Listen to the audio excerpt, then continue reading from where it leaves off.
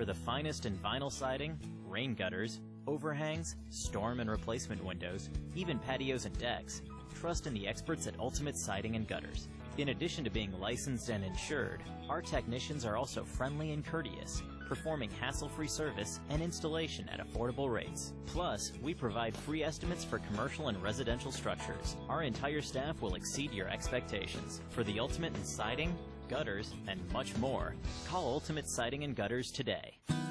One area of our business where we impact the local communities pretty heavily is the school systems. So we work for school systems all over the northern part of the state of New Jersey. We operate their water systems, their wastewater systems. We do a lot of their permitting and compliance work, and we ensure that the water that the kids drink is clean. We go out and do the sampling to ensure that it's not contaminated. And we also treat the wastewater that's being generated at a lot of these facilities as well before it gets discharged to the environment. So we are supporting the local community through supporting the boards of education and the local school systems.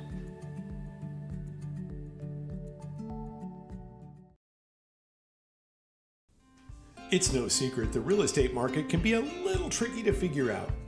In the Oklahoma City area, you need the experts at the Erhardt Group to guide you. We're one of the top-rated real estate teams in all of Oklahoma. We can help you buy, sell, and invest in real estate. And we've got a dedicated farm and ranch division too. The Erhardt Group, for all your Oklahoma real estate needs, and proud to be a sponsor of the Simtrax Racing broadcast.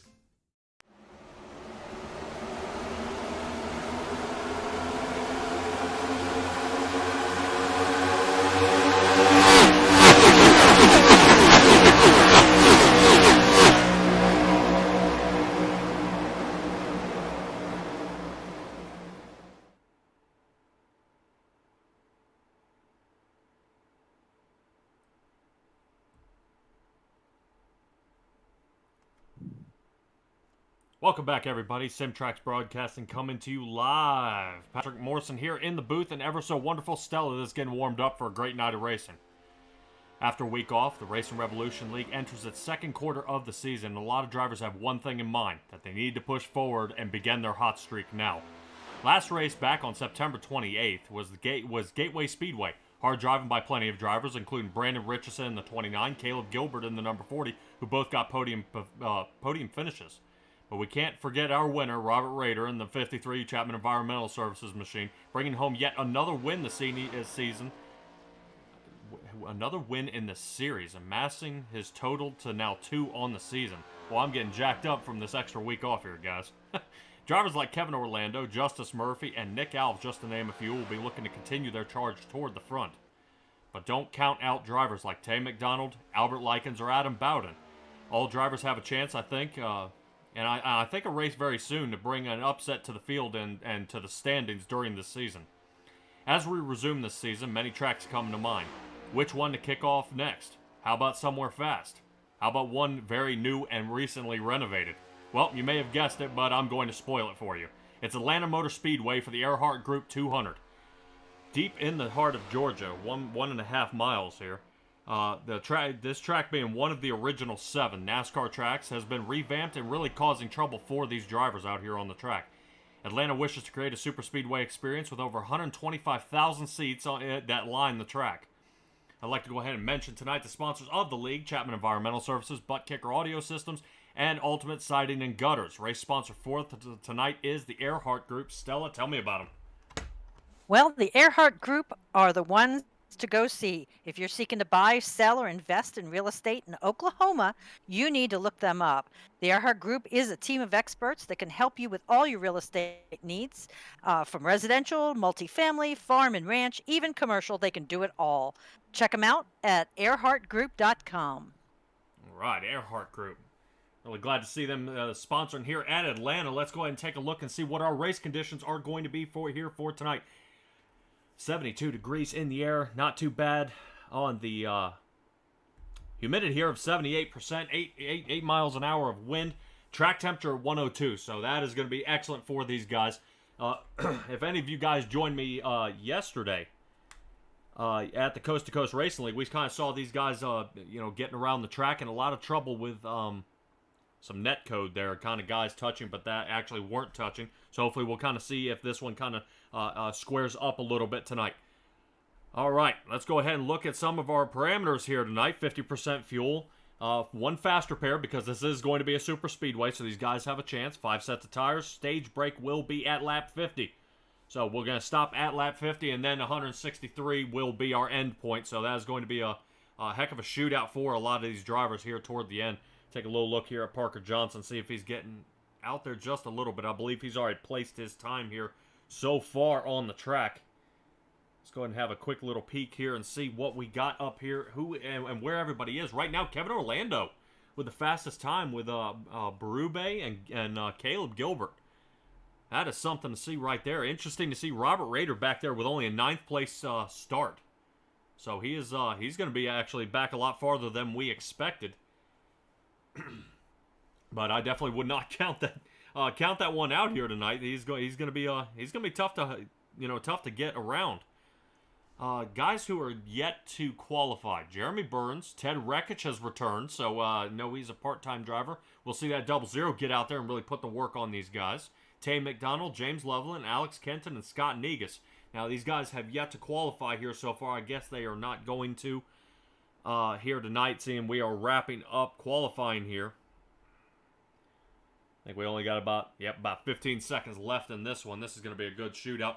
Really, it's something to see. I appreciate you guys coming and joining us here tonight back at the Racing Revolution League.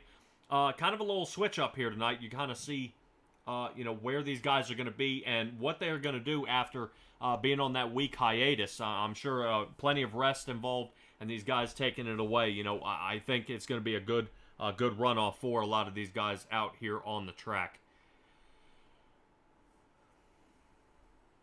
Go ahead and see if we can take a peek at any of our guys lining up here down on pit road. Get our grid up.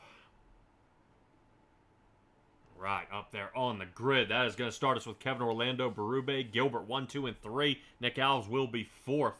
So good moves by these guys for the top 4. Steven Sommer, I haven't seen a whole lot of him working his way forward. Hopefully he's going to get a good shot. Erhardt. Our Trevor Erhardt, speaking of which, in the 6th. He's actually going to be out there, so in the 6th position. Hopefully we'll see him go ahead and win it big here since he's sponsoring the track. Daryl Johnson in the 7th. Parker Johnson in the 8th. So watch out for him. Robert Rader starting 9th. Brandon Richardson is 10th. So hopefully some of these guys are going to kind of load up here. They are running out of time. Jacob Sirkovich here in the 18. Hopefully, it's going to be a little bit better than Gateway. I know he had a little trouble there, I believe, with Ray Lane. So hopefully that's going to get squared away. Kynan Jones, in his highest start I've seen him here so far, Stella, up there in the 12th position. Chad Lancaster starting 13th. Albert Likens 14th. Blake Cook 15th. Adam Bowden, see? That's what I'm talking about, kind of switching around. Bowden actually out here starting in 18th. Or 16th, excuse me. I'm getting ahead of myself. As Justice Murphy is 17th. Grant Thorpe is 18th. Michael Bennett will be 19th, and Peyton Presley actually starting way back here in the field in the 7 Chevrolet. Hopefully we'll see Peyton Presley kind of get that one underway. Ted Rekich decided not to qualify, starting here in 21st. Jeremy Burns, 22nd. Tay McDonald, 23rd. James Loveland has been getting really the bad end of the stick here. He's got to kind of pick up the pace here. I know he's a great racer. Unfortunately, he lost a Monday monstrosity to Robert Rader, who only beat him by 0.005 of a second. So James Loveland from the 24th position going to fight his way up front. Alex Kenton will be in the 25th, and Scott Negus will be 26th here. Trying to see if Alex Kenton's going to get loaded up here. I'm not sure if that 89 machine's having a little bit of trouble getting out here onto the track. Yeah, beautiful day out here at Atlanta. Really, something to see here, Stella, is what we've got these guys, what they're going to put forth for us here today. You just see the banking, how much it's changed here. And how much did the banking change here? Well, in 21, when they repaved this track, they changed that banking from 24 to 28 degrees. I think they were in hopes of producing some kind of super speedway style racing on this oval, which isn't really an oval anymore. I think it's more of a rectangle with rounded corners. Yeah, I think they call it a D-shape oval, or kind of a quad oval. I think they call it. Almost reminds you of a Yes. Texas sort of style. Yeah, quad oval is what I've seen as far as the descriptions on it. I can't wait to see what kind of racing they can produce here tonight. I know track speed does sometimes get up over 193 miles an hour. I'm interested to see what these next gens will do. If anybody tunes into normal NASCAR, normally they blow the tires off way before that even happens.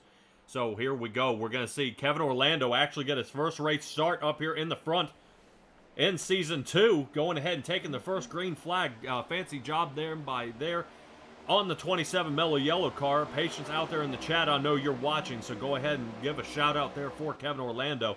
Boy, quick move there by Nick Alves, going in and sliding to that low line. He knows where to be. Berube gets hung up there toward the top.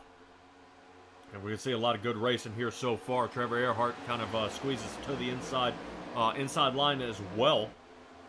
Boy, look at Berube just dialing back. It looks like Parker Johnson's going to go ahead and send it a 3-wide condition with Robert Rader down toward the bottom. And I think I've talked a little bit to these guys. And, once these guys have raced around each other for so long, they kind of get a good feel for what's happening out here on the track, and they know where each other are going to be. So when you have outsiders, let's say somebody like Alex Berube here, he doesn't quite know just yet. He's still a hell of a competitor. He makes his way toward the front, but still a lot of battling here. But we're seeing Brandon Richardson, one of our first guys, 29, up into the wall there a little bit, kind of scraped a little bit of that paint off. And I'm wondering, if coming out of turn 4 here, these cars are just getting so tight, they're having trouble keeping grip.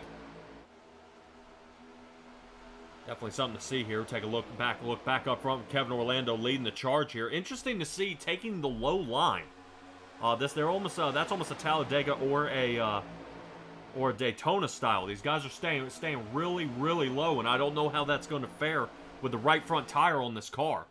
Kind of hanging down the way they are. But man, look at that single file all the way back here to, I believe, Sarkovic. He's even back here in the 11th position. He's fought his way up. Well, he's staying hung in where he is. Berube, unfortunately, has dropped back 8 positions so far. A lot of banging up here. I want to know where Ted Rekich is. I haven't seen him most of this race, but it looks like this place is already starting to kind of separate. You kind of see 2 chunks actually breaking themselves off here. Jeremy Burns here back in the 19th position. I see Jacob out there in the chat. Burns is the mountain man. There he is in the 19th position. I'm curious to see how well these guys are going to kind of be able, get this thing underway. But we'll see how Jeremy Burns and Team Disconnect gets it done, working his way up toward the front. Adam Bowden, check that out. He's moved up from the 16th to the 14th position. So like I said, I think there's an upset here, Stella, is kind of, where these guys are going to end up during the race for the season. I think we're going to have one of these guys that are just going to be like, holy cow, that's not who I expected to win. And I don't know when it's going to come, but I'm sure it's going to be soon. Yeah, it's like getting that home run from the guy who usually sits on the bench. Yeah, it's definitely possible. It's always a good shot as long as he's getting a few solid pitches that somebody can swing and get a shot at it. But who's that moving around back there? Is that Blake Cook there on the outside? Yes, it is. That is Blake Cook in the 4 Chevrolet, kind of battling alongside Chad Lancaster here. Grant Thorpe, you see him in the Tennessee car, 77, kind of putting the Dollar General away again. As we get going on there, Alex Kenton out there in the chat, watching from the sidelines. I saw you kind of gritted up here, bud, but not quite sure what happened. Let me know if you had a mechanical problem out there, man. I hate to see that 89 Chevrolet not out there tonight. So Alex Kenton will be our first guy in the garage here so far. Taking a look here at Adam Bowden. He's dialing back to the 15th position. Now all of a sudden, look at Blake Cook, kind of doing the super speedway thing. Look at this.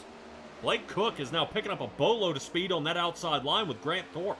So these guys are starting to push, and that second clutch of cars is working their way around here. Yeah, they're making some great inroads on that high line. Yeah, definitely starting to put a lot of good time down there. I want to take a look here at Blake Cook, kind of see his speed here out here on the track. Right now, 184 leading that pile. But yeah, I mean, just look how much speed they carry through the turn. I mean, he doesn't lose even 10 miles an hour getting through the turn. So just being able to maintain that amount of speed through the turn, that is something to see. But that looks like that outside line is forming up. Good idea by the mountain man. Jeremy Burns staying on the outside as well, seeing if he can push his way around. But Justice Murphy, I know he's clenched up pretty bad, because last thing he wants is another problem. I know I think it's him, and I think Kynan Jones as well. They've just end up in so much trouble for the past couple of weeks, just being able to get it done. Yeah, no more magnets on Kynan Jones's car, man. Yeah, no kidding. Kynan Jones still, speaking of which, Kynan Jones has broken up into the top 10 here. Kind of fighting alongside of Parker Johnson. They're in the 48. You see Trevor Erhardt ducking off the table there a little bit. And I want everybody to kind of keep in mind, you do see how with this being a new super speedway, that red line, that is kind of a no-go area. There's no passing below that red line.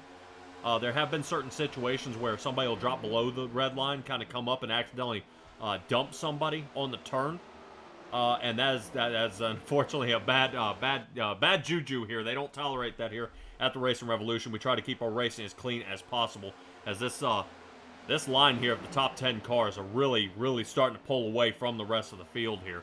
From what I'm seeing, these guys have got about a 4-second gap off Blake Cook. We do see from the top. Let me see if I can find a kind of a blimp view where these guys are. Let me see if I can rotate up to Kynan Jones. Here they are. So you kind of see just the amount of separation that just, when you link up and you start pushing, this works. And it's doing a fantastic job for a lot of these guys up here. Kynan Jones has now battled his way up into the 9th. So I don't know what can change here for these drivers to now, for that back end to catch, is that back end's now almost going to have to short pit here to get caught up. So this is going to be a definite battle. I'm sure, drivers Grant Thorpe, Justice Murphy, Jeremy Burns, Ted Reckich, these guys are not one to be here, and especially Brandon Richardson here in the 29.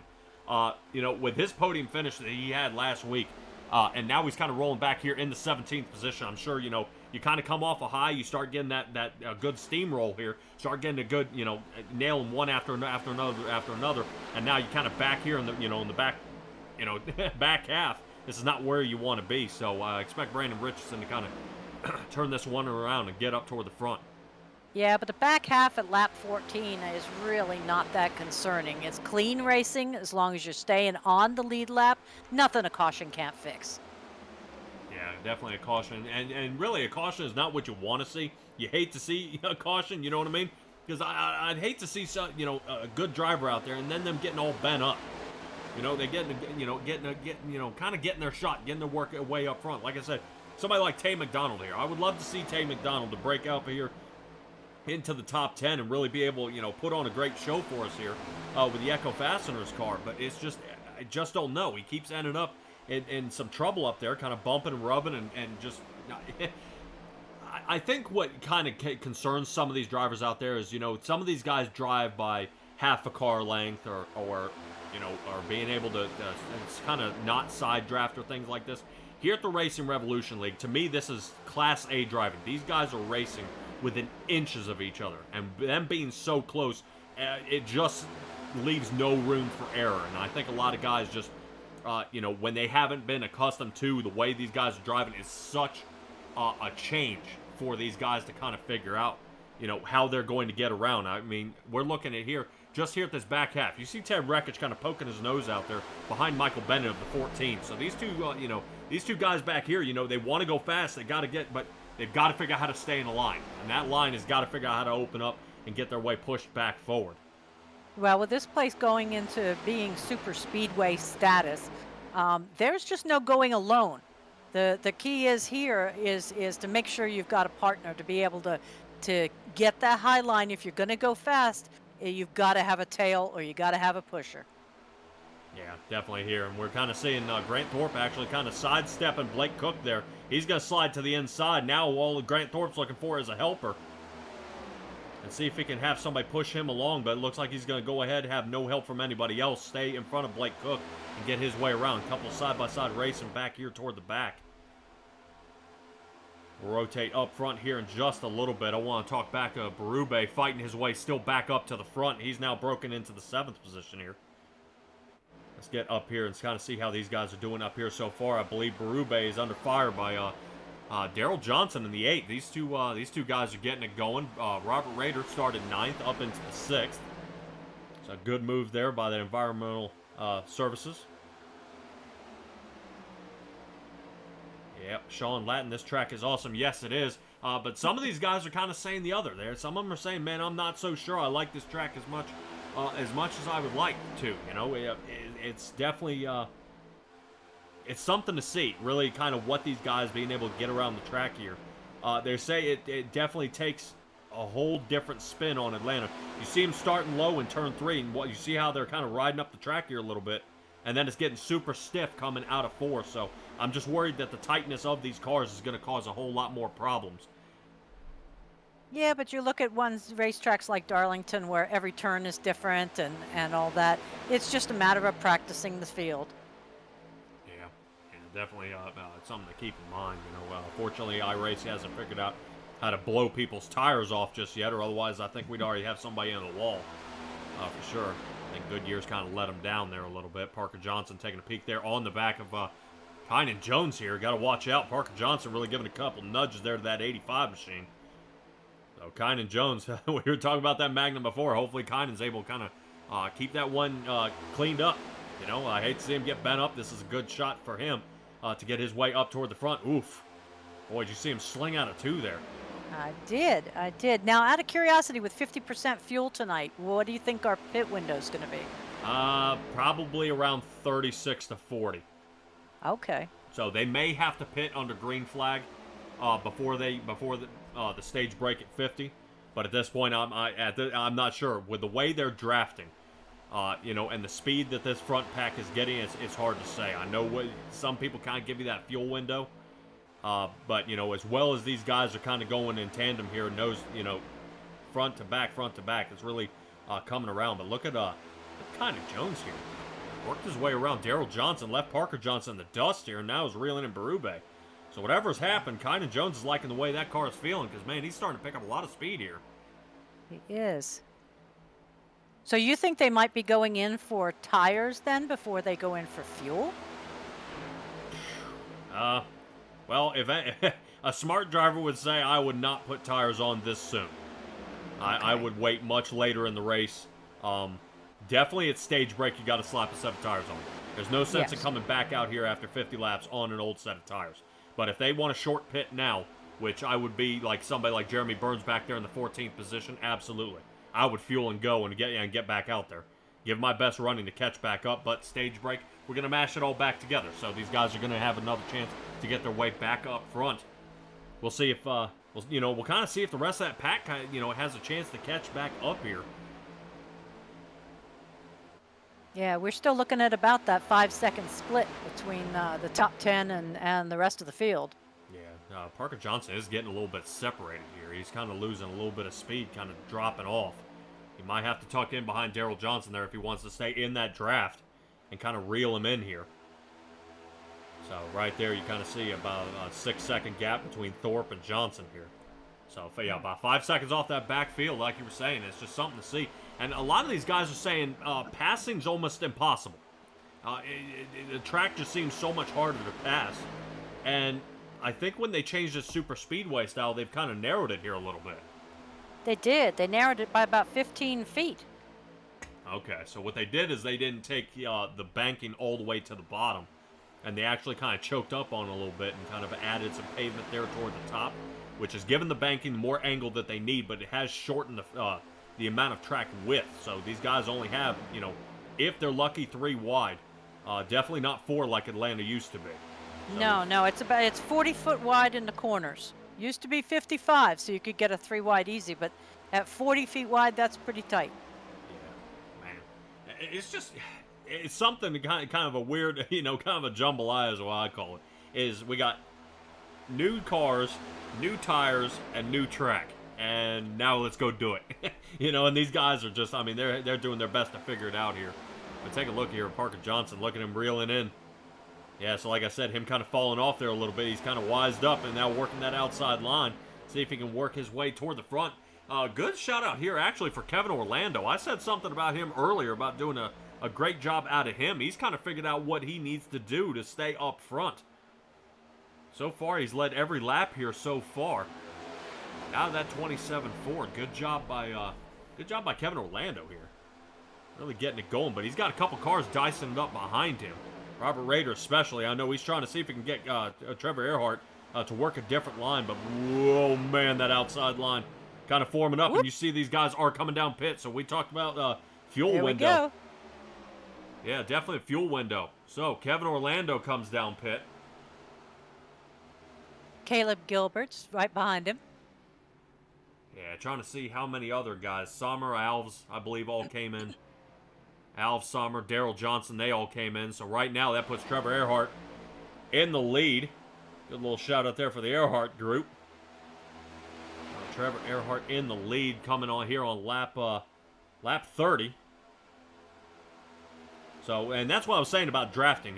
Trevor Erhardt's been in this draft the whole time, so he may have just a little bit extra fuel to get pushed to the edge here. Nice. So pit strategy is going to be pretty crucial here if we don't have any other caution. Oh, never mind. Uh-oh. Oh, boy. I'm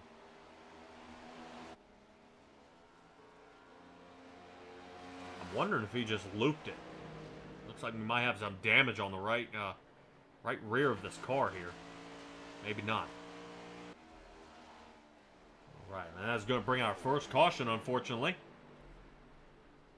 See if we can roll back and figure out what in the world happened here.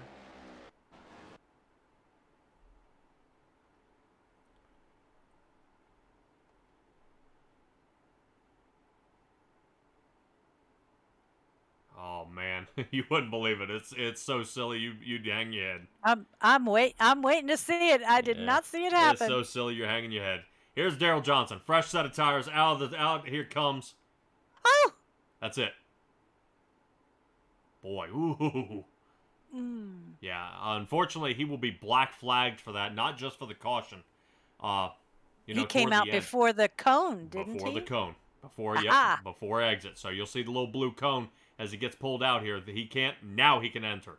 So when you saw him slide up onto the race surface, that is going to unfortunately set him up for failure now.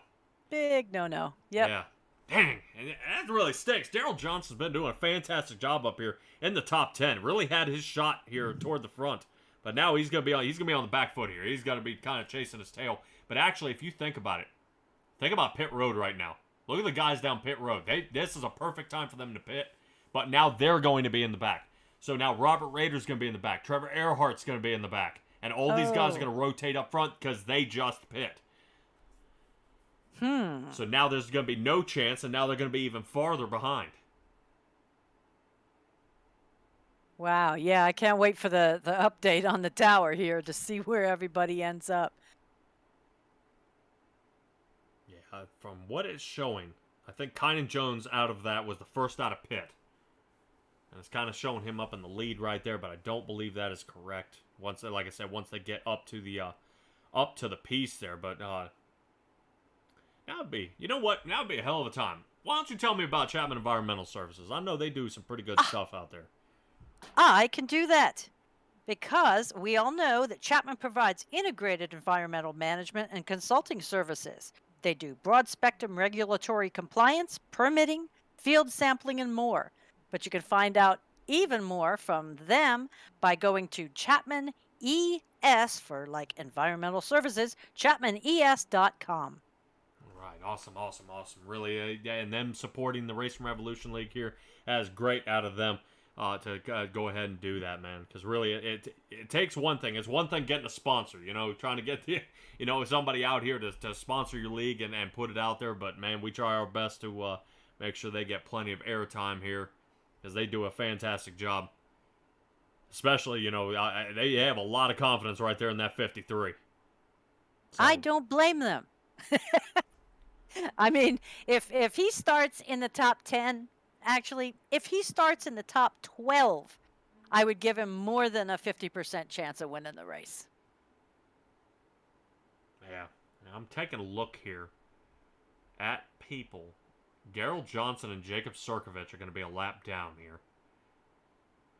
And I'm wondering at the timing of the caution that it may have put Sirkovich down a lap and Daryl Johnson down a lap, because as he spun out, the caution came out. They were already passing the guys coming off pit road. So these other guys kind of got a wave around up toward the front. So actually, you wouldn't believe who's leading the race. Kynan Jones is leading the race here tonight, and that has got to be insane. Kynan Jones in the 85. So much bad luck is coming out on top here in the 85 machine. He's actually going to take his first start here in the Racing Revolution League. Good to see. We saw Kynan now. Now we saw Kevin Orlando. So away they go. Green flag is out. But now he's got the league leader right up here in front of him. And away they go down the track here, really battling out. Oh, Trevor Erhardt trying to take that peak for a three wide issue there. Berube, he knows better. He's raced along there with Robert Rader, and he's going to give him one hell of a push here. And I think they're going to leave Kynan hanging out here to dry. Woo. Come on, producer. What are you doing? I don't know. All right, here we go. So Kynan's dialed all the way back to the 5th position here. Kynan, he's short pit. He only took about a 9-second pit stop along with Brandon Richardson. So these guys 5 and 6, these guys short pit. Raider, Berube, everybody else has about a 15-second pit time. So remember what I was saying about, kind of short pitting, trying to catch up? I bet you they wouldn't have if they knew, that was going to happen. But Kynan may actually be saving these tires. Brandon Richardson may be saving these tires for later in the race, and that could make or break their race here tonight. Especially new pavement tears up tires. Oh boy! Richardson gave Kynan a shot. Save. Yeah, gave him a hell of a shot there.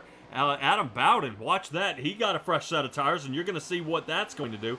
So that outside line might start to work. So if you're somebody like Richardson, or I believe that's Scott Negus in the 39, and his Ford, you're going to kind of get stuck behind these guys without the fresher tires. And now that inside line might be jammed up. So Ted Rekich, Caleb Gilbert there on the outside. Going to have to see if they can work their way around. Jeremy Burns still back there in the 17th position. Hopefully Jeremy's going to be able to work his way up there. Guys, in the chat, hit me up. Let me know what you see going on there. Jacob, I see you. Come on, Mountain Man. Where are the rest of you? I know Jeremy Burns is trying to get his way up there, but man, he's got a full field in front of him. Scott Negus is ducked out here. I don't know what happened there.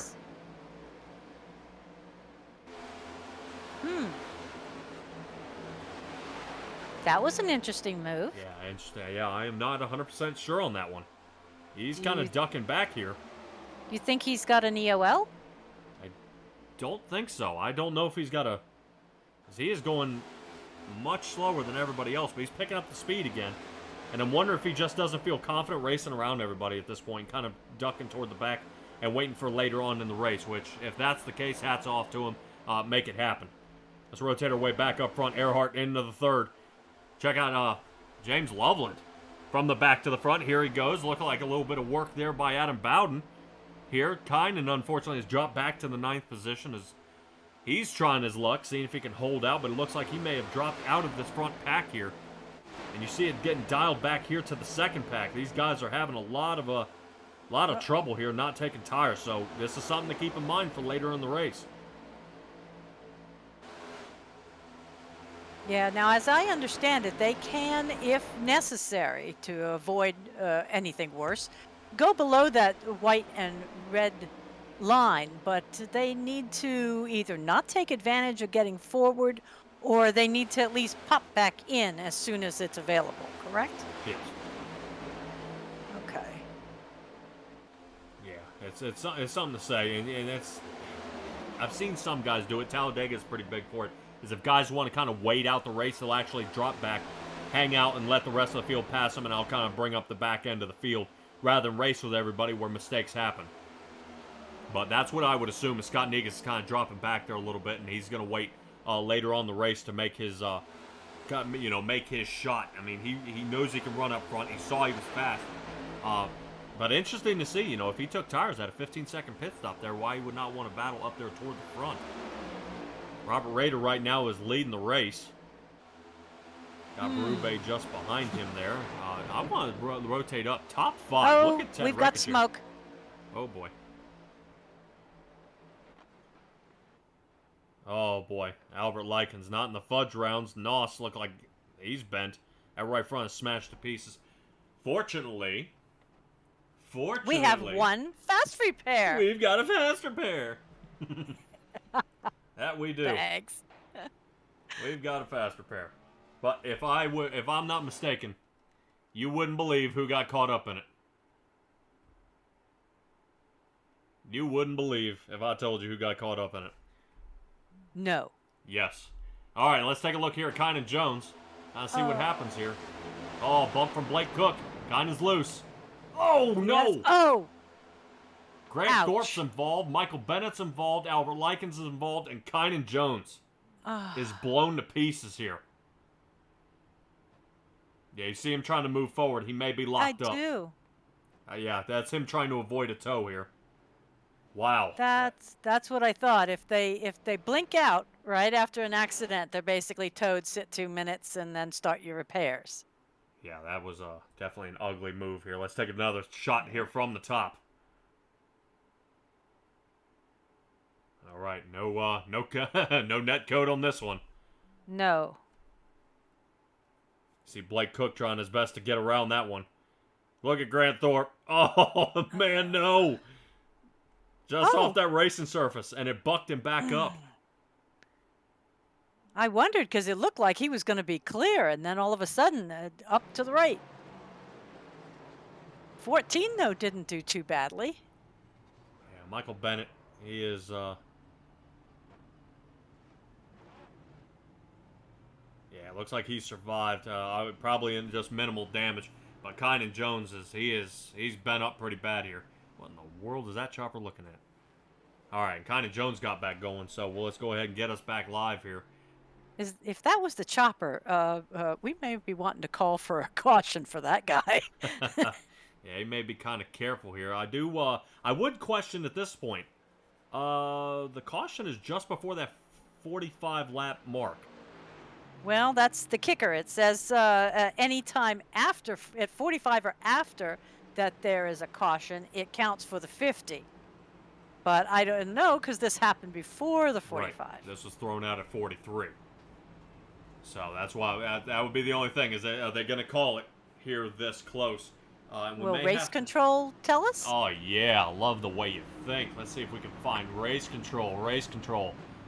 Who would be a good race control? What do you think? I don't know. Robert's sitting up there. There you go. being How about Robert Rader? All right, Robert Rader here in the booth. Here you are, bud. You got a copy on me? I gotcha. All right. Well, you are our race control Resident here, bud. race control. Yes, thank you. All right. Is this going to be our stage caution here? It happened to 43. No, needs to happen after lap 45, so we're still running to lap 50 for the end of the stage. Part of why I stayed out right here. Try to get this playoff point. That's what we were wondering, man. Trying to see if we can get it done. As a stage winner, playoff points mean what here? Everything. Nothing else matters to me except stage or playoff points tonight. So win the stages, win the race, bring home the steering wheel, finish in second at any point in stage or at the end of the race doesn't do any good for me because I'm locked into the playoffs. So just about maximizing playoff points for me. All right. Well, all right. Back to 4-Star Motorsports to go. Great job there, Robert. I appreciate it. All right, there's Robert. Back to 4-Star Industries. Really something to see out of those guys. And, man, you got to be... I want you to think about a position you wouldn't want to be. And right now, Kynan Jones getting back on the track after a quick, fast repair. Right now, before lap 50, I mean, he's got a long way to go to finish this race. And now he's back to the back of the pack again. So... I kind of look at it like the stock market, you know? He's got so much more time to regain everything that he's lost when administrations change that it's okay. It's, you know, the older people that have trouble. All right. Out there on the chat.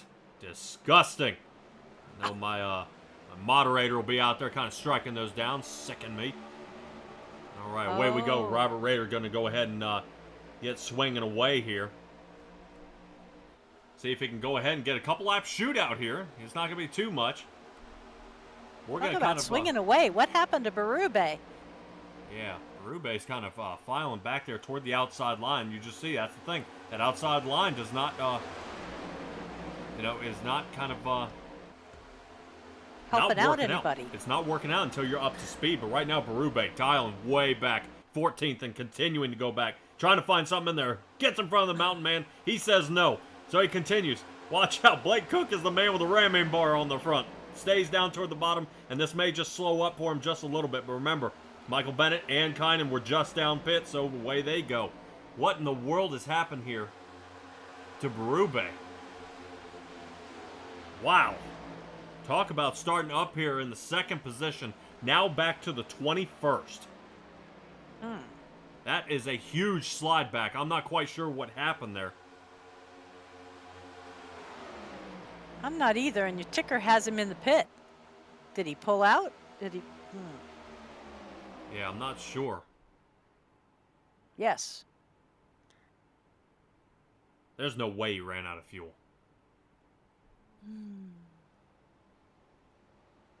You know, it might be an idea. Is he pits now, give up the stage points, and he comes out in the lead? If everybody pits here at the stage, it might be a possibility. Or, since everybody's pit back on lap 32, if no one pits and then they try for fuel. This could be an interesting move here by Berube. That's no one's thinking about here. So, Robert Rader leading right now here in front. Ted Rekich, our part-time driver in the 00, starting to give that 53 a shove here. Watch out for Rekich. This guy is the man on the mission there. He's going to come away with second place. Right behind Robert Rader. Trevor Erhardt right now holding off Caleb Gilbert for the moment. So, Robert Rader, Ted Rekich, and Trevor Erhardt. Wow. That was a quick little shootout there toward the end. Yeah, well, if we need to give them a reminder out there, if any of them are listening, this is a 55-mile-an-hour pit road. Yeah, 55-mile-an-hour pit road, and that's going to be tough for some of these guys, especially going at the up in the 180s right before that. Yeah, absolutely. But the only thing I can say that would be good there is your pit road length at least is, like 1,300 feet. So I've seen aircraft land on less than that, so they can do it. All righty, Robert Rader being our stage winner here tonight. Like you said, he's already locked into the playoffs, and to me, locked into the playoffs, if you win, you're in. And that's kind of how they play it here is, once you kind of get narrowed down to the Sweet 16, really where these guys are going to start battling, kind of shaving each other off here. It's going to definitely play into it. I'm interested to see, like I said, if Berube pit, Berube pit early. If everybody comes down pit now, guess who doesn't?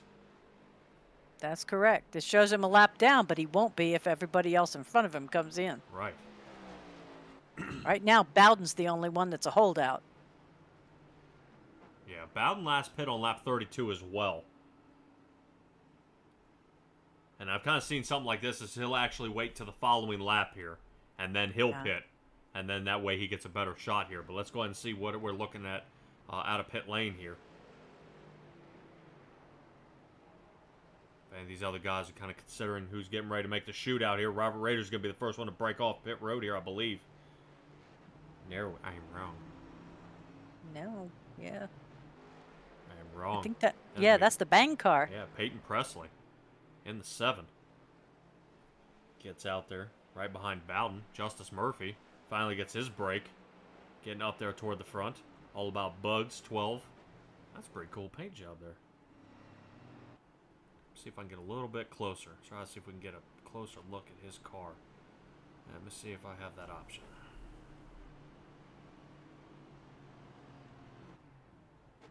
There we go. Let's see if we can get a little something poking around there. All About Bugs. Excellent. That's pretty cool. I like it. I think they have eyes. Very cute. All right, that'll be a good one to bring up. Road America is next week. All About Bugs 125 at Road America. So these guys are finally going to be hitting their first road course. Only 31 laps at that track. So they will be having a stage break at 10. which to me is always a good thing because, you know, really road courses, they get switched up pretty bad there to get, you know, kind of flip-flopped. You know, these guys, some of them pull away. I believe last year Trevor Erhardt won at Watkins Glen, and he was able to secure a win over Robert Rader at that one. Just kind of a late stage move, and that ended up in an unfortunate event for him. I might be actually backwards. I might actually be backwards. I might It be is a wrong. 125. That's okay. I was sitting here going, geez, I have the All About Bugs 150. Am I off? And yes, I am off. Oh, man. All right. Yeah, I actually believe all road courses, I believe this year, are actually sponsored by All About Bugs. I believe the Daytona Roval and Coda. Yeah, in December. Yep, and Coda all the way in January. Yeah, you want to talk about a stacked field or even a schedule here. But as I said that, you know, I kind of put my foot in my mouth here. Adam Bowden did not pit. So his Chevrolet up front, he last pit on lap 32. And Peyton Presley and Justice Murphy actually short pit this. These guys will only pit for about 7 seconds out here. What is that? A splash of gas and 2 tires? Maybe 2 tires. Maybe. Oh. You know? Yeah, that's enough time to put on 2 tires and a full tank of fuel. A full tank. Yes. Splendid. All right, these guys are getting ready to get it going. Adam Bowden. So once again, a new race leader here. Taking away his start, and boy, he's got to be excited about that. You know, hit that I know, I'm restart excited zone. about that. Look at that Simtrax car. Yeah, oh yeah, looking good. Yeah, the Simtrax 83 Chevrolet up here toward the front, actually putting the moves on these guys. But I'm interested to see. Remember when we were talking about tires? What happened to Kynan? You know, he got filed back, and then that's going to be tough. So interesting to see what happens with the rest of this field. But I think he may dial back here just a little bit. He got himself a lead lap, should score him some points here tonight. Ooh, man, got to be careful. Yeah. Ooh, man, got to be careful. Yeah, Adam Bowden trying to carry some speed through that turn. He is doing about 160 miles an hour down there toward the bottom, especially off track, so that is definitely something to see. Look who's in the lead. Justice Murphy in the 12 machine, finally getting his break. Maybe my little wind up here before the race actually gave these guys some good a good omen here, being able to get their way toward the front. Justice Murphy in this Chevrolet, followed by Ted Rekich in the Toyota. Caleb Gilbert in his Ford is there. Trevor Erhardt in his Chevrolet. Peyton Presley trying his best out there on that outside line. Just got no help. Got no help to get his way around, and here we go. Now Rekich, check that out. New race leader in that 00. Caleb Gilbert knows what to do. Ted Rekich likes to go fast. We'll go fast. So away these two guys go, and now you're already starting to see the separation. How in the world are these front two guys already starting to split off the field here? Justice Murphy trying to hold on the best he can. What he could use is probably a good shot there by Trevor Erhardt in the 21 to get him pushed up toward the front. Jacob Comer, wait till the Mountain Man gets him in the final stage. You were correct. I'm waiting to see Jeremy Burns get it. Right now he is in the top 10. That 9 car is still working his way up toward the front. My only concern right now is Jeremy Burns only had a 9-second pit time. So he may be saving an extra set of tires there toward the back end of the race, which may work out perfectly for him. I believe we've seen him win the last race actually on a set of tires as well, kind of reeling him in. So we'll see if that can get it going here. Justice Murphy, like I said, these guys have a short pit as well. Right now, 1, 2, 3. Ted Rekich, Caleb Gilbert, Justice Murphy staying up here toward the front. Good moves by them. Let's take a little ride here along with Justice Murphy and kind of see how he's getting around the track here. And you kind of see how the different banking and how it's riding around here.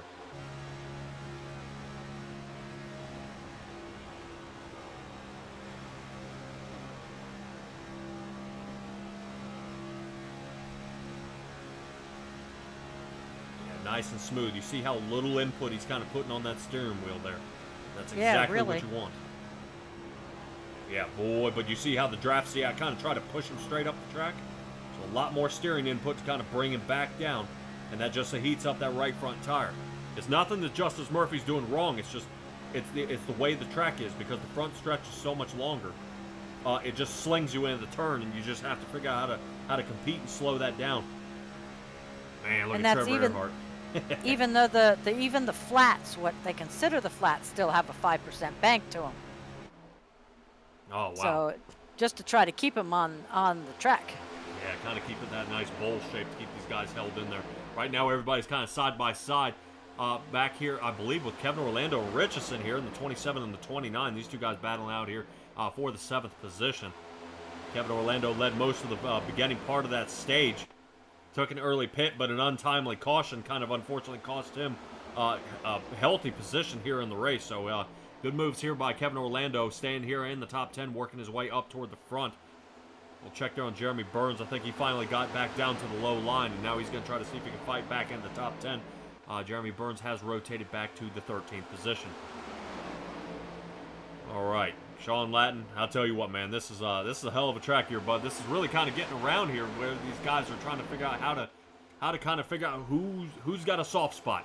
Who is somebody I can take over? And Brandon Richardson says, Parker Johnson. That's the one I'm going to try to see if I can take over. And he does. He's got to adjust the nose on him right there. Ooh, 48 of Parker Johnson getting a little loose. I'm sure Robert Rader's kind of in his ear right now. Straighten that car up.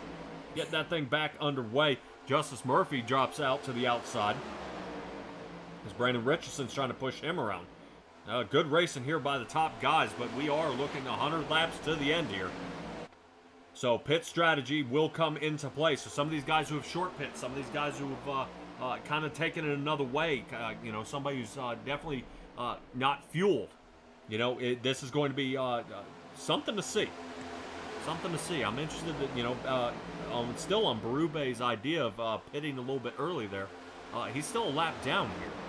But right now, if there is a caution, he'll be the lucky dog. But man, if there's a caution, that means it's in front of you.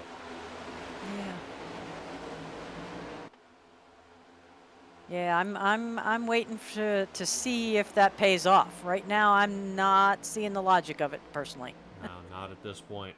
Great job here by Ted Rekich here toward the front, starting to really lead this race here. I'm just kind of keeping an eye out here for this Richardson battle up here toward the front with Justice Murphy. I think these two have gotten into it before, if I'm not mistaken. I believe it was Milwaukee.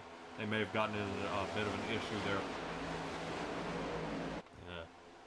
Milwaukee. Chicagoland is what I'm talking about. Those two guys getting it done there.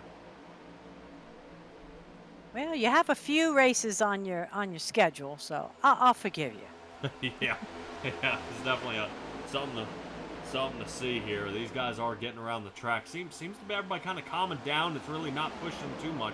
Justice Murphy, you do see that wiggle. I'm just wondering if those tires are starting to come into play for him here. Whether what happens next. Yeah, because you see Richardson. Look how him kind of swing and using all that track. Try and gain as much ground as he can, but he's got Robert Rader on the inside of him. Rader's not scared. He does have his eyeballs looking out that A-pillar there, looking at that 29 car swinging around like that, but it's kind of hard. You don't want to kind of have that walleye vision here, staring at Richardson in front of you while keeping an eye on Parker Johnson in front, trying to give him a good push. I think he's got somebody he can trust behind him of Kevin Orlando in the 27, but it's still, there's a lot of close racing here. We got a long way to go. Good to see Steven Sommer up here. He originally started in the 5th position, has got back up here, still fighting. He dialed back there before. He got caught in the wrong lane and gets shuffled toward the back. And obviously, you can see so far during this race, that outside line at first startup is not the place to be. Boy, did you see Ted Rekich throw that block there on Brandon Richardson there? Well, he was riding the high line, and I was watching the 81 do some nice pushing, and man, Rekich is trying to cover the front of both those lanes. Yeah, unfortunately, he kind of loses a little bit head of steam there, and Caleb Gilbert goes out and capitalizes here. Takes toward the bottom, so now Gilbert and Erhardt going to work their way on the bottom, see if they can make it happen. So it looks like Rekich went for the block, and now unfortunately is now going to cost him here. But he's holding that outside line. He's making it work. Good job by Caleb Gilbert. So what Caleb Gilbert's doing is riding up the track to actually keep any kind of a sweep from Ted Rekich, trying to come back down to retain that line. Oh, and he just squeezes it. Yes, good job there by Ted Rekich. Right now, that was a man on the move. He knows exactly what to do. I think this would be a great race, actually, for Ted Rekich to win here, to kind of give us that upset. As a part-time driver, and then come in here and bam, here he comes. He might have to tell work, no, right now I'm on hot streak. I got a race, man. I can't make it happen. Yeah, well, it didn't hurt too that Richardson, gave him a push on when he came to the outside line that kept him, keeping up with the inside as Perrier was taking off. Yeah, definitely Caleb Gilbert there trying to, he was getting a good shot, and it's something to kind of keep in mind here, that if Richardson wants to move up and keep staying on this line, you see him snugging down, getting that door draft, that's what's helping him. But the 81 of Steve Sommer had to help him, and I think Tay McDonald kind of dialed out of that one, since he's gotten up into the top 10, playing a little safer now. That these guys need to get much closer. They got to get linked up. If they don't link up, they're not going to push. So you see how close Richardson's getting the Raider there, so he knows Raider knows how to drive. The key is just using that door draft to kind of help pull his way down the rest of the track here. Good job there by Richardson. Yeah, see the 81? Watch the 81. Oh, in the wall. Little kiss to the wall. All right, Steve Sommer, he's going to be dealing with some damage now, too, the right front of that car. We'll take a peek as he comes by here. Doesn't look too shabby. Great racing by a lot of these guys here on the track. These guys are making it work. Look at this. Man. Yeah, you just see the amount of speed these guys are getting here on the track. It's happening. It's happening. These guys are making it, getting down here on the track. Really something to see from this so far. I want to see where Kynan Jones is. Kynan Jones is back here in the 11th position. Just kind of peeking there. He's got to beat Chad Lancaster here in the 22 to break back into the top 10. But remember, that faster pair is gone here. So Kynan Jones in the 85, he's got to keep an eye out what he's doing. So play it safe, be smart, and he'll be able to get his way back toward the front. Led some laps there, and now unfortunately, like I said, with that tie-up, I'm sure he's kind of hanging his head about that one, but he was able to go ahead and slap some tires on that thing, get back underway. So good move here by Kynan, working there. See if he can reel in the rest of his field there. He has braking. Yep, he's gotten into the top 10, but now he hasn't. But this turn, he might just have him here. Rotate up here toward the front. Looks like, interesting to see Trevor Erhardt kind of bailed out. He's out toward the outside line here. Did he bail out or was he squeezed out? Yeah, I'm not sure. We're kind of rotating back there toward the back of the top 10 here, seeing how these guys are getting going. I'm wondering if he was out there trying to see if he can help Richardson. Richardson had a lot of speed going out there, and he saw, all right, well, this seemed to work. But push me then. You know what I mean? If you're looking for somebody to push me. And there they go. There's the shot right there by Richardson. And now Erhardt's got a lot of speed getting into that turn, but that 29's got to stay on him. Mm-hmm. Are we coming up on lap traffic? Yes, we are. Right now we're going to rotate up here to the chopper view. Looks like we're catching up to Adam Bowden here. Yeah, Adam Bowden will kind of keep an eye here. See how this ends up with Bowden. Trevor Erhardt, I bet you he's nervous right now, so what he's going to do is I would snug up behind that 83, get that draft, and now slide. Ooh, but the tires. Trevor Erhardt having to make a massive check up there, kind of getting around, but now Adam Bowden. Remember, his different pit stall time here, he's now going to be able to pit. Has new tires, and now Erhardt actually might be able to push this 83 and get that lap car back up toward the front. Because Erhardt, oh man, grabs and bites that wall right there. Great angle there by the Michelin chopper view. Fantastic job there, bud. We're going to go ahead and move to the TV tower here. Michelin chopper view. I'll tell you, they got 137 luxury suites in this place, and your Michelin chopper view gives us a better view than they have. Yes. Yes, it does. As we're watching Tay McDonald here on the outside, battling here for the 5th position along with Kevin Orlando. See, he's trying to see if he can use Adam Bowden as well. See if he can use that draft from behind him to pull him around. Now, if he times it right, he'll be able to use Bowden and actually slide underneath in behind Raider, but he's got to do it. Just seems he's got enough speed out there. Oh, man, is this a stack up. Oh. Nas took a little kiss to the wall on the right side there. Yeah, Albert Likens kind of kissed it off the wall there. Looks like Richardson's got to dial toward the inside. Great job by the front runners here, even with lap traffic. The lap traffic seems to be keeping up. You see Bowden, he's holding his own here on the outside. So, it's no problem as long as he's holding his own. He doesn't seem to be impeding traffic, so race on, bud. 83 of Bowden staying up front. Seems to be hanging there right now with the top 5. Bowden unfortunately, is 3 laps down. Boy, look at that run. He gets off that turn right there. Holy cow, look at Bowden. Oh, man. Bowden, Nice. Look at all that speed. He is reeling him in. All of a sudden, it's like, man, he found this thing's got a 5th gear, and away he goes. Round Parker Johnson. He might actually slice in between these guys and snug in behind Caleb Gilbert and actually be able to get one of his laps back here. Wow. Did you see that run coming out of 1 and 2? I did. Yeah, look at that right there. He is just able to carry so much more speed through this turn here. I Look was at just that. watching Parker Johnson kind of peter off and have Raider had to kind of push him back into place there.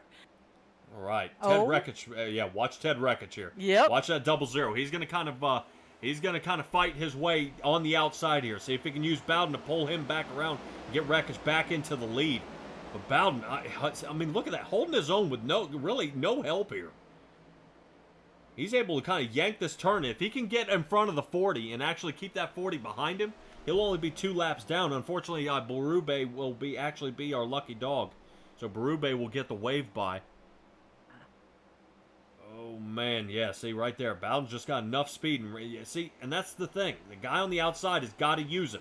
That 83 car's got enough speed. Richardson needs to use the 83 to kind of reel him in here. Yeah, There because we I go. definitely think he'd pull him around if he just gave a little push. Yeah, there we go. And you see right there. See, the 29 hits that aerodynamic bubble, and There's here the it comes. bubble. So now, 29, if he pushes that 83, the two of them can clear the 40. And right now, Richardson's leading the race by help of a lapped car. But look who's behind him. Kynan Jones and Alex Berube. These guys are using the outside line, so here they come. Richardson gives up on him. So now Kynan's unfortunately left hanging out there. And now he's going to have to find a new teammate, and hopefully Berube can give him a shot there. But keep in mind, watch Robert Rader here. Robert Rader may be the key to all this. If Rader gives Alex Berube a shot here, that outside line can really form up. Watch the 4-Star Industries team starting to form up here. Here they come, Rader and now Orlando here right behind Berube. Caleb Gilbert looks like they're heading down pit with Rekich. Looks like Tay McDonald as well heading down pit. And I believe Steven Sommer. So those 4 guys are coming down pit at this point as we continue our way. 85 laps into this thing. Rader takes a high line. See if he can triangulate this turn away from Parker Johnson there. Keeping him at a solid top 5. Richardson, look at him up there in the lead. Kynan Jones back in the 2nd position. And really, Alex Amazing. Berube. Yeah, Alex Berube doing everything he can to get this lap back. And he does. So right now, Berube's back on the lead lap. And these guys are now starting to pit, which now puts Robert Rader into the lead. So Robert Rader has previously a lap down Alex Berube in the 19, and I believe the 83 of Bowden in front of him. So right now, Rader, Parker Johnson, Kevin Orlando, and Trevor Erhardt are still out there on the track. Trevor Erhardt is just a little bit behind, not too far, as these guys can snug up a little bit, but I'm definitely assuming pit time's coming. Pit time's coming. Pit party, here they come. Oh, no! Parker Johnson gives that 53 a shot there right toward the back. We'll have to see if that black flag's the 53 for speeding in the pit. Hopefully that does not cost him there. Sean Lattin, keep your fingers crossed for him, bud. That 53 Ford Chapman Environmental Services car right there. Hopefully he's able to get it away. Into pit stall 11. Here we go. Kind of keep an eye. Looks like, oh yeah. Tires for everybody. Tires for everybody. And just right side. Easy. Oh, la. For some people that are tuned into the broadcast, we all kind of saw what kind of pit strategy he had there. But right now, Rekich is the one on the track. We'll have to see if Rekich has enough speed to reel him in. Let's see if we can rotate to Ted Rekich. Here he is, full speed. Move to that chopper view. Nah, let's get higher. Blimp. There we go. So now Ted Rekich with all the speed, see if he can reel these guys in. Remember that short pit may come into play here as Rekich is now starting to catch up to the top 5. He's going to have to slow down. Yes, he is, as Parker Johnson has now checked him up here. Parker Johnson, he had a full pit stop time there. Yeah, I believe all these guys may have taken one set of tires here, but only on one side and then a tank of fuel. They all have identical times at this point.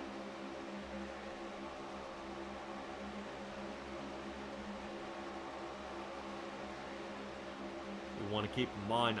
Just looking at the time, Justice Murphy had a .32 pit time. I'm hoping my ticker's wrong. That's impressive. I'm hoping Justice Murphy didn't just kind of touch and go there, because that would be really detrimental for the rest of his race, as he is right now in 9th. Let's see for our fans out there looking for him. Jeremy Burns still back here in the 15th position. Looks like he may have taken a full pit stop in his Chevrolet, but hopefully him, Michael Bennett, and actually that 8 car of Daryl Johnson. Daryl Johnson, unfortunately, is, I believe, a couple laps down here. Out of curiosity on that Michael Murphy .32 type of thing, if you overrun your pit stall, which I've seen some of the guys do, can you then decide not to pit and just keep going? Yes. Yeah, you really don't want to do that. I would just hang my head and actually back up and get back into my pit stall. But we're gonna have a battle for the lead here. Yep. This is gonna be some trouble here. Look at Trevor Erhardt. Takes the lead here up toward the front, but why Ted Wreckage, his tires have already heated up, and they're still settling in. But this would be a good time to give us a good shout out for that Erhardt group. These guys out there on the track. This is gonna be a great move here by Trevor. Go ahead and give it to me there, Stella. What? That if you're needing to buy, invest, or sell anything in real estate in Oklahoma, you need to use the Erhardt Group. That team of experts that can help you with all those real estate needs, that's the Erhardt Group. Residential, multifamily, farm, ranch, and commercial. They'll do it all. That's ErhardtGroup.com. Right, doing it all is what's happening here. We do definitely see what's, Erhardt watching Ted Wreckage behind him. I'm wondering if these guys are kind of calm it down here just a little bit, see if they could get this one, I'm interested to see what happens here. Now, somebody like, right now, Justice Murphy, look at him trying to take that peek there toward the inside. Steven Sommer here on the 81 Chevrolet. He's trying to get it going and making it happen. Terry Erhardt out there in the chat, glad to sponsor the race tonight, hoping for a good finish for the 21. I believe we are too. Right now, Trevor Erhardt's been really clean, been fast out here on the track, but he's got Wreckage behind him. And not saying Wreckage will do anything to him. I know some people kind of think that. Ted Wreckage is a tough driver, but, he's hard to block. He's hard to block, he's a fast driver, and once he gets a breakaway, Ted Wreckage is gone. So right now, you've got a pretty rough trio behind him here. Wreckage, Raider, and Orlando. If these guys decide to go ahead and leave Erhardt out to hanging him out there. Let's say these guys decide to do an outside line swap here. Erhardt may have his hands full and actually fall way back here. But Erhardt's got skills. He can block as well as the next guy. Yeah, definitely. And just hard to block. I mean, we still got over 70 laps to get this one done. And these guys, kind of you just see that time. It's kind of winding down. These guys are all right. What are we gonna do? What are we gonna do? What are we gonna do? And it's gonna kind of choke itself up here a little bit, but we'll have to see, what comes first, the chicken or the egg. And right now, Trevor Erhardt is the man on the mission, making it happen here.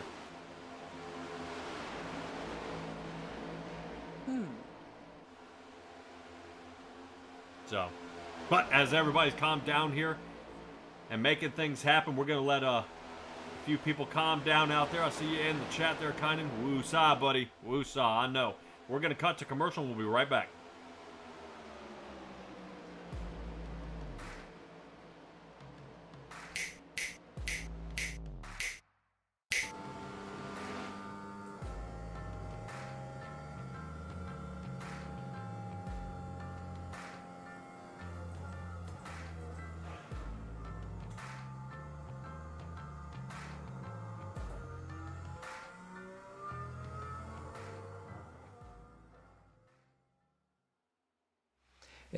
And so we had an issue at a plant about 2 weeks ago.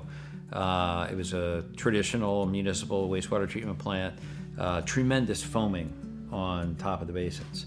And so me and our lead operator for the site got our heads together. We pulled some samples, did the analysis of those samples. We actually looked at the bugs from the system under a microscope so that we could see the type of bug that was actually growing in there. And what we found actually was that there were very few bugs growing in there. The higher life forms in particular had died off, and we had the the single cell protozoa type of bacteria growing in there. So what that told us was we probably got hit with some kind of toxic shock at the facility. So we immediately changed the way we were operating the plant. We changed the return activated sludge rates, the wasting rates, and did a few other things around the facility to try to really buffer ourselves against whatever had happened, because it's too late, right? It's already in the plant. So we're trying to buffer ourselves against whatever that toxic event was, because if it just happened, yesterday, it's liable to happen again today. Usually these things go in like threes. And so it's taking real world experience, knowing that we not only needed to look at the analytical data that we were collecting at the time, but also looking at the bugs under the microscope, determining what's going on with the bug population in the aeration basins, and then taking that information, layering that together with the data we collected through analytical analysis, and coming up with a solution based on all that combined, which I think is a pretty unique approach to dealing with a problem like that at a facility.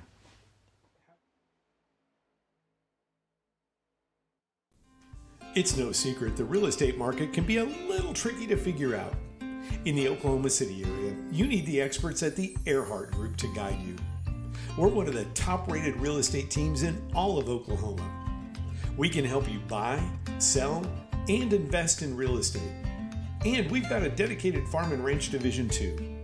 The Erhardt Group, for all your Oklahoma real estate needs, and proud to be a sponsor of the Simtrax Racing broadcast.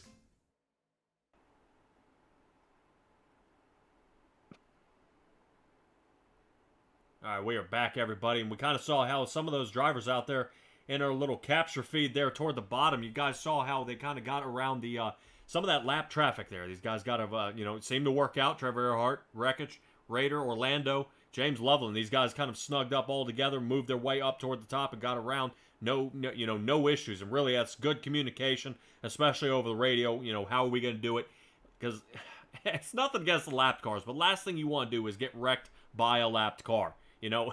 Right now they're still making good races. They're still working their way up front, but it's bad timing. I want to know what in the world happened to the 40 of Caleb Gilbert. Right now, Caleb Gilbert is showing me it is 2 laps down. Yeah, that is not good by any means. It also shows that Bowden is in the pits again. Yeah, I don't know if Bowden is having some trouble here tonight. Maybe short pitting again. Has a 55-second pit time. So I don't know if he's clipping the wall or if he's having trouble holding on to that thing here tonight. And I can't blame him. A lot of people are having some trouble. Christian O'Neill out there. Mountain Man for the W. We'll see. Right now he's got a long way to go. Jeremy Burns still back here in the 15th position. He's really got to make it happen as he's only got about 60 laps to get it done. Rolling there behind Scott Negus in the 39 Ford. Yeah, we're starting to get a bit of a split there with Negus being in the front of the second group. Yeah, got about a 3-second gap there. Yeah, definitely not what you want to see. And really, once these guys get broken away, the harder and harder it gets to get their way toward the front. Speaking of staying in the front, looks like we got Justice Murphy battling Sirkovich there a little bit. Sirkovich, I believe he's a lap down or so. I believe, yes, 1 lap down. So we're still battling some lap traffic up there. Grant Thorpe, after that massive pileup we saw before, he's now surviving there in the 77 machine. Good job by him. He's doing a great job here. Back up in 11. And keep in mind, we've had a green flag pit stop, and we've only had 1 caution this race. Shh. Quit that. No, I'm just like giving these guys props for what kind of driving we're seeing here, and these guys are really giving the track a whole lot of something to think about. Superior driving. It really is. Yeah, it's a pleasure. Yeah, definitely, and especially when you see these guys. I mean, just boom, boom, boom. We're single file, couple guys peeking around the outside. I mean, like I said, Sirkovich is hanging with him, so he's doing just fine there toward the front. So right now, Trevor Erhardt leading the race still. Ted Rekich, Robert Rader in third. Oh boy, look at Tay McDonald. Just as I get ready to say how we're doing, top 10 is doing. Kevin Orlando is 4th. James Loveland is 5th. Nick Alves, haven't talked a lot about him in the 24 machine.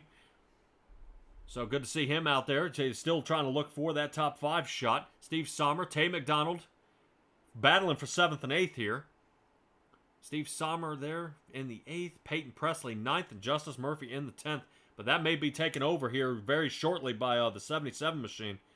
Taking over Justice Murphy here of Grant Thorpe. He's got Blake Cook right behind him there. Blake Cook got in a little bit of a nudge attack there with Kynan there, and they got, Zarkovich blinked out there a little bit. Looks like he's running on a little bit of Nick Alves' Wi-Fi, but Nick Alves seems to be doing just fine. Good He moves. switched to Starbucks. Yeah, got off the McDonald's Wi-Fi. Oh, man. But, man, look at Grant Thorpe. Look at him climbing up here. That outside line, you see how it's forming up here. So Tay McDonald's got something to think about as, boy, he's getting really, really big in that rearview mirror here. 77 of Grant Thorpe, all the way from 11th into 7th now. Now into 6th. Look at him. James Loveland, keep going. You see that outside line. Now Robert Rader says, you know what? That's a hell of an idea. Here we go. So around the outside they go. If I'm not mistaken, I believe that's, is that Berube behind him? So these two guys. It is. So Raider Berube, looks like Tay McDonald's behind him, and Grant Thorpe with Blake Cook. These guys are staying out there on the outside line. Justice Murphy trying to hold on desperately with the end of his fingertips here, trying to hold on to Blake Cook's draft as we get this one going. But, man, did you see that up front? Looks like Trevor Erhardt almost dropped off the table there, kind of got off the apron. So these He had to check up for something. The tire wear is starting to come into effect. So Trevor Erhardt last pit on 86, so this thing's starting to loosen up on him. Kevin Orlando, what in the world? Into the wall. Look out. Oh, here we go. Yep. Stay down. All right. And you get run over by the pit car, by the pace car. Another caution here. Man, I said we only had one caution, then we had the stage caution. I was wrong. Yet again. Shame. Yeah, but you sound so good doing it. Shame on me. All right. Well, we saw that move by Kevin Orlando, which I thought was a rather questionable move. Let's take a look here at the 27. Let's see what he's got for us here. See if we can find another angle. Looks like he gave up on Ted Reckes trying to follow that outside line, and you know with worn out tires, man, this is not what you do. Now, I do want to mention out there. Poor Blake. Yeah. I'm trying to see if the 27 is straightening up or if anything happens here. I want, out there during the week, Kevin Orlando's wheel actually broke, and I don't know if this is another duct tape situation, trying to keep that thing together, and I don't know if this thing's straightened out on him. Toe link. Oh, yeah. That is broke. His right tire was at a 90-degree angle. I'm sorry, that's not funny. But yeah, I actually want to roll it back here a little farther. Let's take a kind of sit in here with him and see what happened to the wheel here. Let's see if it kind of straightens up. All right. What?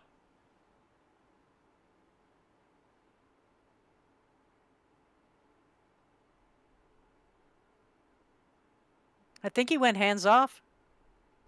That would be my guess. Yeah. Did you see how he all of a sudden started turning hard left?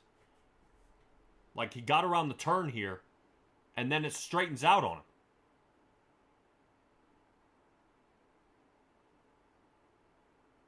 Yeah, see, it's not even turning. Nothing he could do. Yeah. Or nothing he did was making anything better.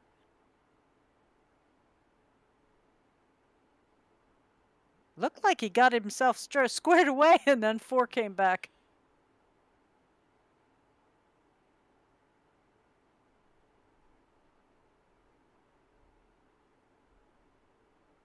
Man. Okay. I need a barf bag. All right. Well, no barf bag for you. We're going to go ahead and bring this back live. I want to have a little chat there with Kevin Orlando and kind of see what happened there after he finished his screaming. There we go. Let's go ahead and have a chat with my wife's favorite driver out there. Kevin Orlando in the 27. You got a copy? Oh no, now you bring me up. Oh, yeah. Well, I didn't bring you up after the spin out last race, so I'm going to bring you up for the spin out this race. What in the world just happened there, bud? Man, she just hopped tight into the tri-oval and never turned back. I had the wheel full lock to the left, and it just went straight, man. Yeah, we kind of took a ride along with you, and you were following behind wreckage. And I thought from the tower area, it looked like you were trying to change lanes, but all of a sudden it was going straight. You're turning left, and it just kept going straight. I mean... Yeah, I mean, it hopped a little bit of loose into the tri-oval. I turned right to kind of correct it, and once I did that, it just upset the balance of the car and would not go back. Huh. It was the weirdest thing, and the weird thing is it happened exactly the same way during practice yesterday. Got into the tri-oval, snapped loose, corrected a little bit, and then it never turned back after that. Not good. How's the wheel holding up? Well, which one are you talking about? The broken one or the one I'm using this week because the other one's broken?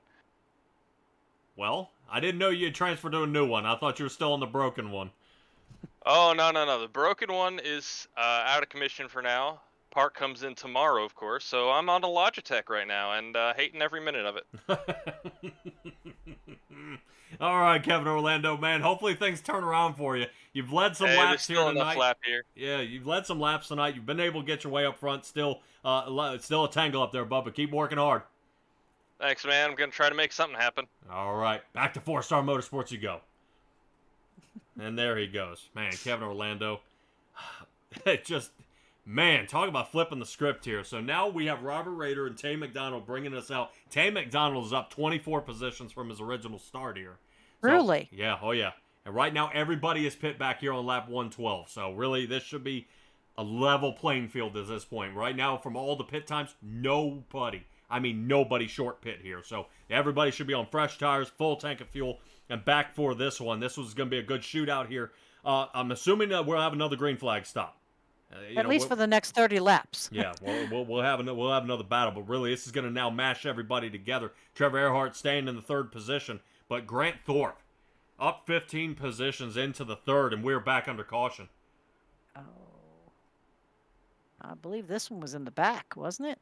I believe so. So one of the slower cars I see here is Richardson.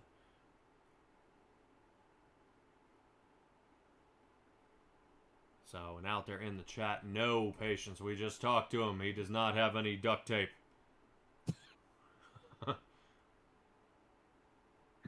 Poor guy. Don't be airing his dirty duct tape. All right, let's see what happened back here. I know Kevin Orlando was pretty close to something happening. Let's take a shot here from this angle. Let's see what we see here. Ooh, Chad Lancaster. Oh. That's Kynan. Who's he getting into there? Looks like the 81 of Sommer. All right, well. I always like unfolding these and seeing what happened so we can do either the finger pointing or not. Let's take a look that's why here. they give you the cautions, is so you can do the replays. So, 85 is behind Justice Murphy. Whoa. That almost looked like a redo of the other week. Oh, yeah. Oh. I 81 was inside his car there for a second. Good move there by Orlando. And really, that may do it for Kynan's night here to get it undone. Wow. Really, yeah. I can't say that was intentional. It looked like a lane swap, and then 81 just had a whole lot more speed than I think Kynan expected. It straightened out, but it looked like the 81 came down a little bit to start aiming for this turn. Look at Blake Cook in the 4. Oh, no, not again. Not again. 9, yeah. Jeremy Burns, the mountain man, gets out of the way. Michael Bennett gets out of the way. Serkovich tries his luck. Oh, he made it! Full speed ahead. Now, I want to see Kevin Orlando and how everybody else fared down the way.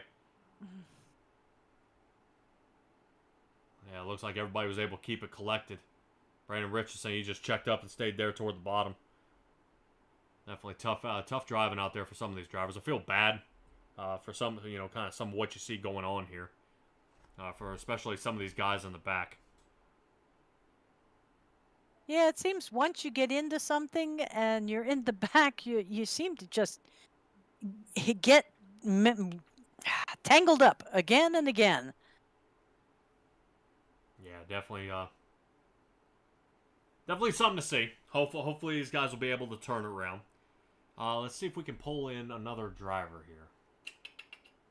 Let's see. I would If you could. If I could, yes, I would have pulled in Jeremy Burns, but I do not see him in the Discord. So, unfortunately, I will not be able to talk to him at this point. I guess he's waiting to see if To he win? to see if he can get up front. Definitely something to see here. I believe pace car lights are out. So, don't want to pull in anybody too early here before we go back green. No. Robert Rader leading another race here. Really interesting to see. He's taking the Go outside figure. line here. And I'm curious why the outside line. And all I can expect is the pushers behind him, but regardless, Yes. regardless. That would have been my guess, was because he knows Trevor Erhardt there will keep him in the fast lane. Yeah. But even if he took the bottom line, the rest of the line will form up behind him at the same time. I just don't, not 100% sure on this call here, but maybe a good idea to see if you could jam up that low line very quick because he's got to pass the line first. So Raider pulls away. Tay McDonald's getting a push there by Grant Thorpe. Grant Thorpe says this inside line's been working all day. Oh, Raider! Nope. Raider just left Erhardt and Wreckage there on the top line. Now the 53 is going to lead the race here. And, man, really the king of blocking up here in the front. We'll see if that outside line can form up. Watch Peyton Presley in that 7. I always say 1 car's good, 2 cars better, 3rd car, that's your anchor. So watch Peyton Presley. If he can catch up to Wreckage here, and you see the mountain man behind him, Jeremy Burns. Burns is about to actually flip the script here. Right now, Burns is up 14 positions from where he originally started this race. Kevin Orlando, we saw him in the tangle up, has now battled his way into the 9th. I just want to take a quick peek there as Trevor Erhardt is now taking the lead. There you go, Ted. Give him that shot there right before he gets into the turn to keep Ted Wreckage from cutting him off here.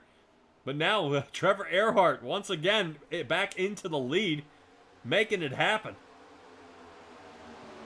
Excellent job. Terry out there in the chat. Ed is watching. Check that out. Looks like Trevor is pulling away with this one. Let's see if Raider wants to work with him there, because Wreckage, he knows one thing, and that is go.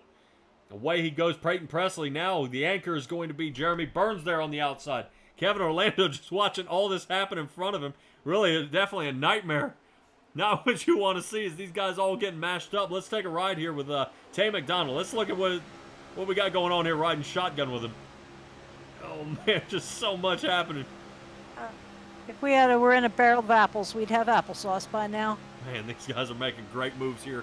Here on the track, go right front shot. Look how much these guys are moving around here. Great job. Wreckage has taken the lead here so far.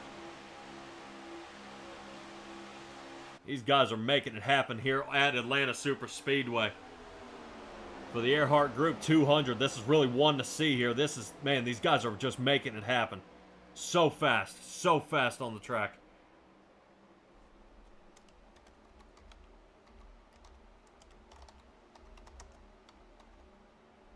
So what's our speed running on these guys now? All right. Glad you Just asked out of that. Let's go ahead curiosity. and pop that up. Right now, Tay McDonald's doing about 181. Right now, top speed I've seen on the track so far. Trevor Erhardt, Robert Rader, Tay McDonald, he's going about 193, 194 miles an hour as their top speed so far. James Loveland did about 195, and we're under caution. You know, the fastest qualifying record was only like 197 miles an hour. I mean, that's impressive. They're right up there.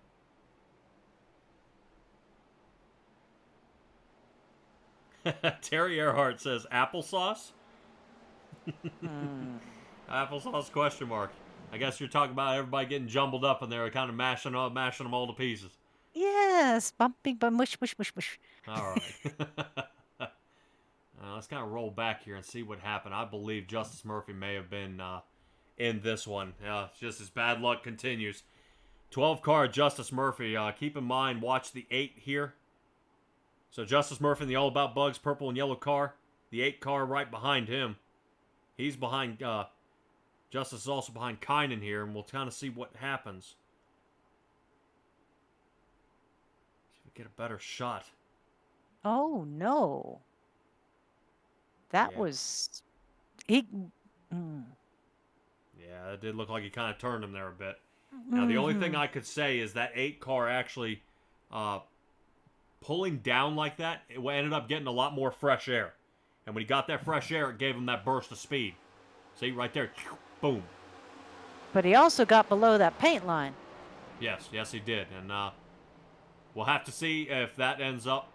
I would not assume that would be an L1 penalty because it's not for the race lead or the win. But that is definitely going to put Justice Murphy really on the back foot here, rolling him all the way back to the 13th position. So, we'll see where he ends up. I know Daryl Johnson is a...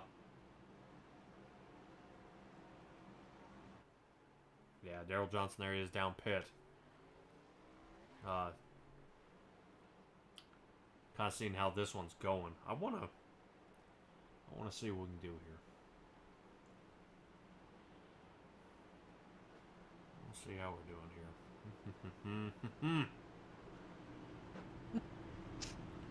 I know. So many You choices. sound devious when you do that. That's all. You know, I'm thinking, oh no. Oh yes. Let's see. I want to see how this is going. We're gonna try. We're gonna give it a shot. We're gonna try to have a chat here with Nick Alves. Nick, you got a copy? I do. All right, man. Deep breath. Hopefully, I'm not gonna give you any bad juju here. How's the race going for you here tonight? So far, I mean, the beginning was going great. You know, qualified up front. Immediately was 1, 2, 3 with teammates. Thought we had a good strategy there to get some stage points. We pitted, got caught a lap down because of the caution, and somehow, some way, back in the top 10 right now. So hopefully we can keep it up here. All right, man. Well, so far you've been kind of battling around. You're about 3 positions back from where you started this race. A lot of fast drivers up there toward the front there, Nick. And really, kind of what's the game plan from here on out?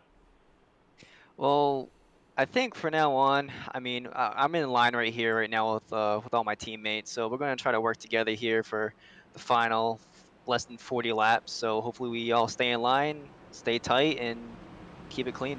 All right, man. You do have the mountain man, Jeremy Burns, behind you, and I think Kynan Jones will be kind of peeking there toward the outside. So keep that in mind. And Kynan Jones, he's on a tear here tonight. He's been in a little bit of trouble, and one of the guys he's been in trouble with is actually behind Kynan. So keep that in mind. And man, whatever you did to fix your internet, great job. I know I rag on you a bunch, but you're doing a great job. No blinking out of you tonight. Let Sirkovich know what you got going on because he's blinking a little bit here tonight. See if you can help him out there.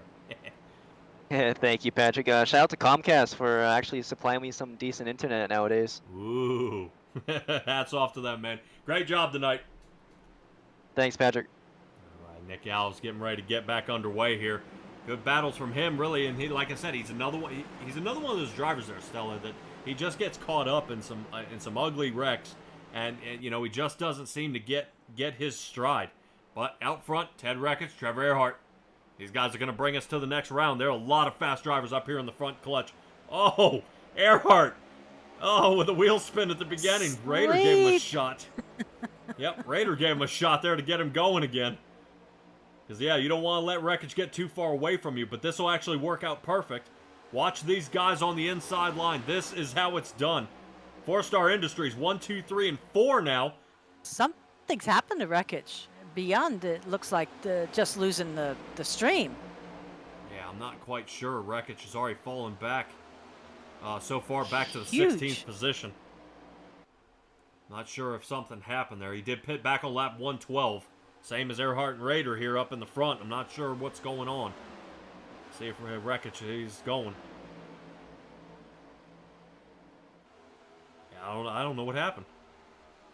No problem there. There's no way you can break something on like a jackrabbit start, is there? I wouldn't think so. Okay.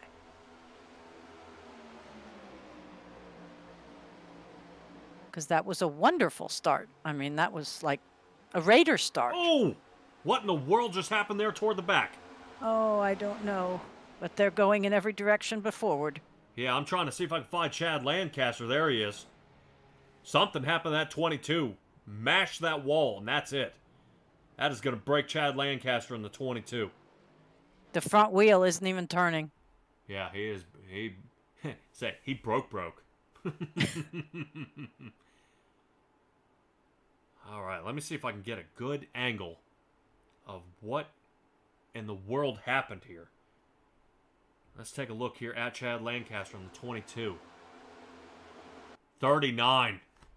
Scott Negus gets into the wall. But Why did that turn the 22?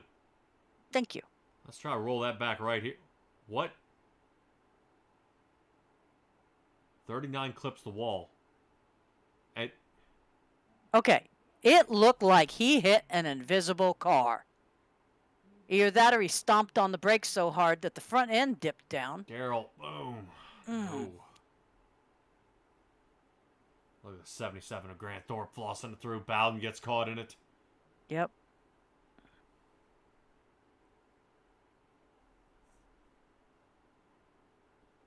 Man. And we kind of saw a little bit of this last night if you guys tuned in. That is exactly what happened at the Coast to Coast Racing League. These guys were racing along the outside and hit an invisible thing on the wall. I believe it was Terry Landis. You saw him wall riding, and then all of a sudden, boom, his car like shot in the air and started mixing it up. So whatever they've got coding there, right there at that start-finish line, kind of that right where the quad shape is, that is destroying cars. It is destroying cars. Yeah, if he ends up in the pit and we have enough caution time, I'd love you to pull him in and ask him what Chad Lancaster, that is. Ask him what he felt. Yeah, 22 of Chad Lancaster there. Yeah.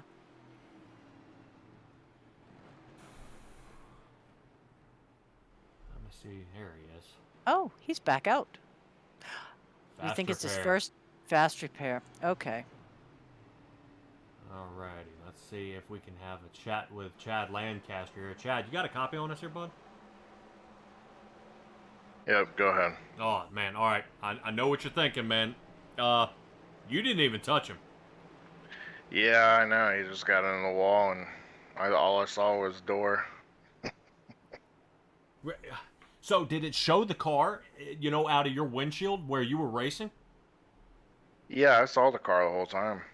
Oh, Yeah. we didn't. Yeah, because from our angle, the 39, when he ended up wrecking there, it actually, he wasn't. You weren't even there. Your 22 car was actually turned All around. alone.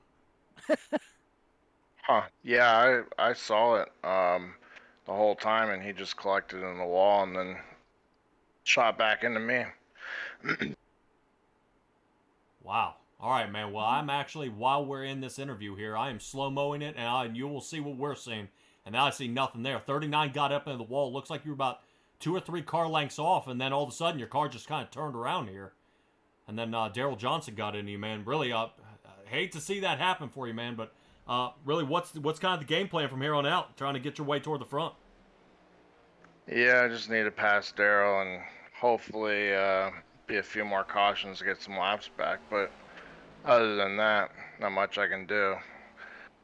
All right, man. Well, hopefully keep your head down, keep charging forward, man. Hopefully you'll be able to get your way back up. All right, thanks. All right, Team SCR, you go. Man, yeah, you kind of hear him. That's He's just a mystery. and we did even see toward the toward the turn. It just didn't happen there.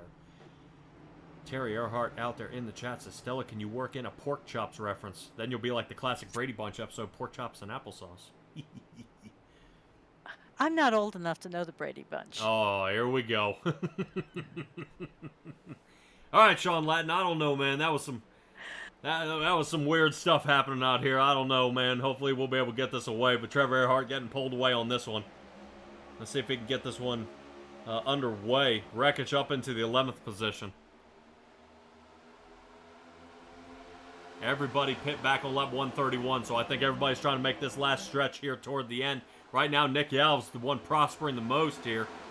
He's getting right now a top 3. Hopefully, like I said, everything works out well for him. Kevin Orlando originally started on the pole. Now back here in the 4th. James Loveland, right now, fastest mover in our top 5 here. He's up 19 positions. Old Three Stooges episode. Here's James Loveland going inch by inch. Step by step. There we go. Ah, so you're old enough to know that one, huh? All right. James Loveland back to the 16th. Slowly I turn. All right, Trevor Erhardt doing a fantastic job up here toward the front. We got less than 30 laps, and this may be the squeeze toward the end. I think if these guys have fueled up, tired up, this is going to be it. What you see is what it's going to be. If there's another caution, that is going to mince it up once again. So Robert Rader, knowing him and what he does here, the key is to push this leader as far forward, kind of separate him out. You know, kind of like separate him from the herd. And then he's going to say, attack. like sharks to a school of fish? There you go. Okay. Yeah, just kind of slice his way through. Give a shout out there actually for Kynan Jones back here. Kynan Jones is actually battling back here with Peyton Presley. But boy, watch Wreckage. Look at Wreckage. Giving one hell of a push there from to Peyton Presley. Peyton Presley really watching that happen. Holy cow, hold on. The 7 car doing his best. As Wreckage is showing this inside line has got to get moving. He doesn't take that no for an answer there. Away he goes. Venture to say he has a new motto. Lead, follow, or get out of the way. Oh, yeah. Yeah, that 00 definitely is wanting to see get back up into the lead here. Interesting to see him dial toward the back and now fight his way back toward the front. There's somebody, who's a hard charger. I'd probably say it's Ted Wreckage. Back and forth, back and forth, back and forth. And he's getting it done. Kind of watching Jeremy Burns on the outside there in the 12th position. Debbie Smith, we're hoping he's going to fought his way up there. But right now he's boxed in pretty bad there with Blake Cook in the 4 machine. Tynan, look at him, trying to take that peek there toward the outside. Does he have anybody who's willing to go with him? Absolutely not. Looks like Peyton Presley's going to slide back underneath and see if he can rotate him on back. Ted Wreckage says, all right, man, I'll try with you. Let's see how you get it done. Oh, no, but he doesn't. Interesting to see. Kind of rotate to that top, give Kynan a nudge, and then kind of duck back off. Oh, man. Ouch. Peyton Presley hard into the wall. He's in the wall. Did anybody collect him? Oh, good job. Yeah, I think Chad Lancaster might have gotten some front-end damage from that one. Oh. Yeah, Peyton Presley with a pretty hefty damage on his car. No caution. 24 to go here. And that right front wheel's broke. Yep, Peyton Presley's out of it. Get out of here. All right, hopefully the 7 car, if there's a caution, he may be able to return. He may or may not. But the rest of the field is catching up quick here. Look at Ted Wreckage there on the outside. Yeah, baby, that 00. He is trying his best to get his way around here. I'm watching a master class in pushing over here with Rader and Erhardt. Yeah, definitely. And that's kind of what I think. Oh, Summer and Wreckage. Nope. There he goes.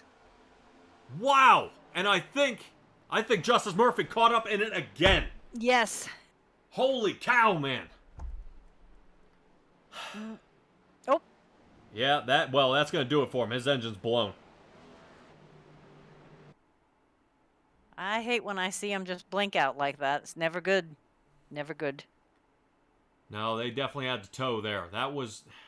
What in the world happened here? We saw Wreckage there on the outside, and it looked like Sommer came up and kind of bit it here. I'm not sure. I want to see kind of what happened here from the top view. That's always a good place, Michelin Chopper view. Let's take a peek here. Here's Wreckage on the outside. Oh. Mm-hmm. You would think that'd be okay, but I think the shot from Kynan here sent 81 the rest of the way. Justice Murphy never saw it. Justice Murphy never saw it.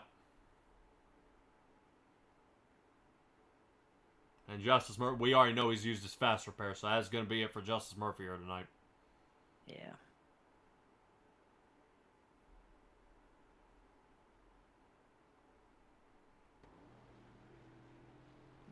And Sirkovich, too, I think, had he gained his lap back? I do not believe so. He's got to be in the pits, too. Yeah, there are a lot of people coming down pit right now. Guess they're hoping for a final shootout to the end? Yeah, actually might be topping off or squeezing that last set of tires in. Interesting to see what happens. Tay McDonald remains out on the track. Kynan Jones, Berube. Look at that. Kynan survived that one. And Berube is on the lead lap and in third. Oh! Impressive. Yes, Kevin Orlando's broken back into the top 5, and rounding out the top 5 will be Robert Rader. Trevor Erhardt's going to be just outside in 6th, Nick Alf 7th, James Loveland will be 8th, Ted Rekich in 9th, and Michael Bennett. I know Michael Bennett got caught up in an earlier wreck as well in the 14, and he survived, so now he's in the top 10. Richardson's taking a peek on the outside, as well as Negus, Burns, and Blake Cook. All the way back to the 14th, and Parker Johnson 15th. Right now, I believe 17th position up right now is on the lead lap. I want to keep an eye here on Grant Thorpe. He's down pit right now. Chad Lancaster, and we see... Yeah, 17th is number 40, Caleb Gilbert. He shows a lap down. All right, we'll take a peek on that. See if it updates us at all. Steven Sommer right down pit still. Daryl Johnson down pit. Chad Lancaster and Justice Murphy down here. Looks like that looks like Parker Johnson squeezing his way down here now. See if he's got any tricks up his sleeve here in that 48 machine. Yeah, it looked like a little touch and go there, about a 5-second pit stop. And that is going to really get this field going here. Tay McDonald really making it happen up here in the front. Great job by him. Boy, like I said, wouldn't that be an upset? Is seeing one of these guys get it done here. You kind of called it. Yeah, but Tay McDonald, Kynan Jones, and Berube all pit on lap 131. And everybody else here on 142. I don't know if an extra set of tires here we're taking. It's always worth taking. Yeah, definitely something. Can't say that about Kevin Orlando, though. I think Kevin Orlando may have short pit this one. Or he may have been out of tires and he's just got one shot left. But pace car lights are off. We'll have 19 to go once we get to the line. And that'll wrap up this one. Erhardt Group 200. Boy, they got to be proud of this race. It's been an exciting one. It has. Not a clean one, but an exciting one. Starting to breed a good bit of cautions here. I'm sure Kynan would like to go ahead and pull away a win on this one. And really kind of get, what everybody's thinking about that 85. Is he just a magnet for wrecks, or has he got anything for us here? Kynan Jones definitely watching what's happening behind him. Look at Rader. Wow, Robert Rader not even letting off the bumper here. Looks like Kynan Jones got a little loose into the turn, and now these guys are starting to push their way around. Let's get a little bit of different angle. Kynan's loose. There he goes. Oh, boy. And he just took out the top of the pack here. You've got to admit, the guys who were involved in this wreck, look at Rader. I don't see a scratch. Kevin Orlando, he survived. No damage. You see it? That car's pretty straight. Wow. Yeah, so if there's anything, Kevin Orlando may have a little bend up there, but boy, there are going to be some words after that one. I would venture to say so. He was in the sandwich. Wait, was it a pork chop sandwich? Ah, there we go. See, there's your pork chops. I'm trying, guys. Yeah, but you got to hold your line. Door draft or no door draft. It's racing. Yeah, let's take a look here from the top. Kynan Jones kind of 3-wide position here. And I'm not sure if something loosened up. Now, remember, we've had a lot of problems here with some net code. And I just don't know if this was an issue. Now, remember, watch Rader.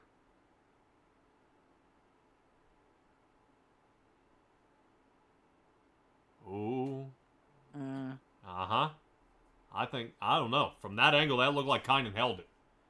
And I think the nudge on Berube sent Rader up just a hair. Look at Orlando in the 53. Look out. But look at Rekich. Oh, man. He's clean. He's clear. Yeah, Ted Rekich still watching it happen in front of him. Jeremy Burns. He's surviving. Negus gets a shot at Kynan. I was going to say, Negus took his front end damage. Boy, I'll tell you what. All right, for our fans out there, let's take a look there at the 9 car. Let's take a ride along with Jeremy Burns as he watches this kind of unfold here in front of him. You guys will enjoy this. All right, here we go. Jeremy Burns.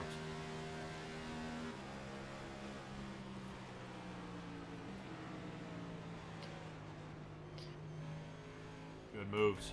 Yeah. That's always one thing, man. That always seems to always catch me off guard is when these guys are you know, the sliding around and kind of making it happen. Just being able to get out of the way. You know, and cars sliding in front of you, having that discipline to kind of hold off there and work his way toward the front. That's the word. I was looking for patience, for confidence, discipline. That's the perfect word there for what you know, no panicking, no jerking the wheel around. Awesome. Yep. All right, Sean Lattin, 53 of Robert Rader back here to the 12th position. He'll have 15 to go once we get going. You think he's got anything for this field? I've seen a lot of things happen. You know, I don't know if he'd take offense to it. Some people do, but he's got the Jeff Gordon thing going on. He just seems to find another 10 to 15 miles an hour when least expected here. And really, Robert Rader knows when to put it down and make, you know, get things to happen. But now look how many people he's got in front of him. You know, he's got Jeremy Burns hanging up here. He's got James Loveland, which, I mean, after Chicagoland, he ain't going to take that again.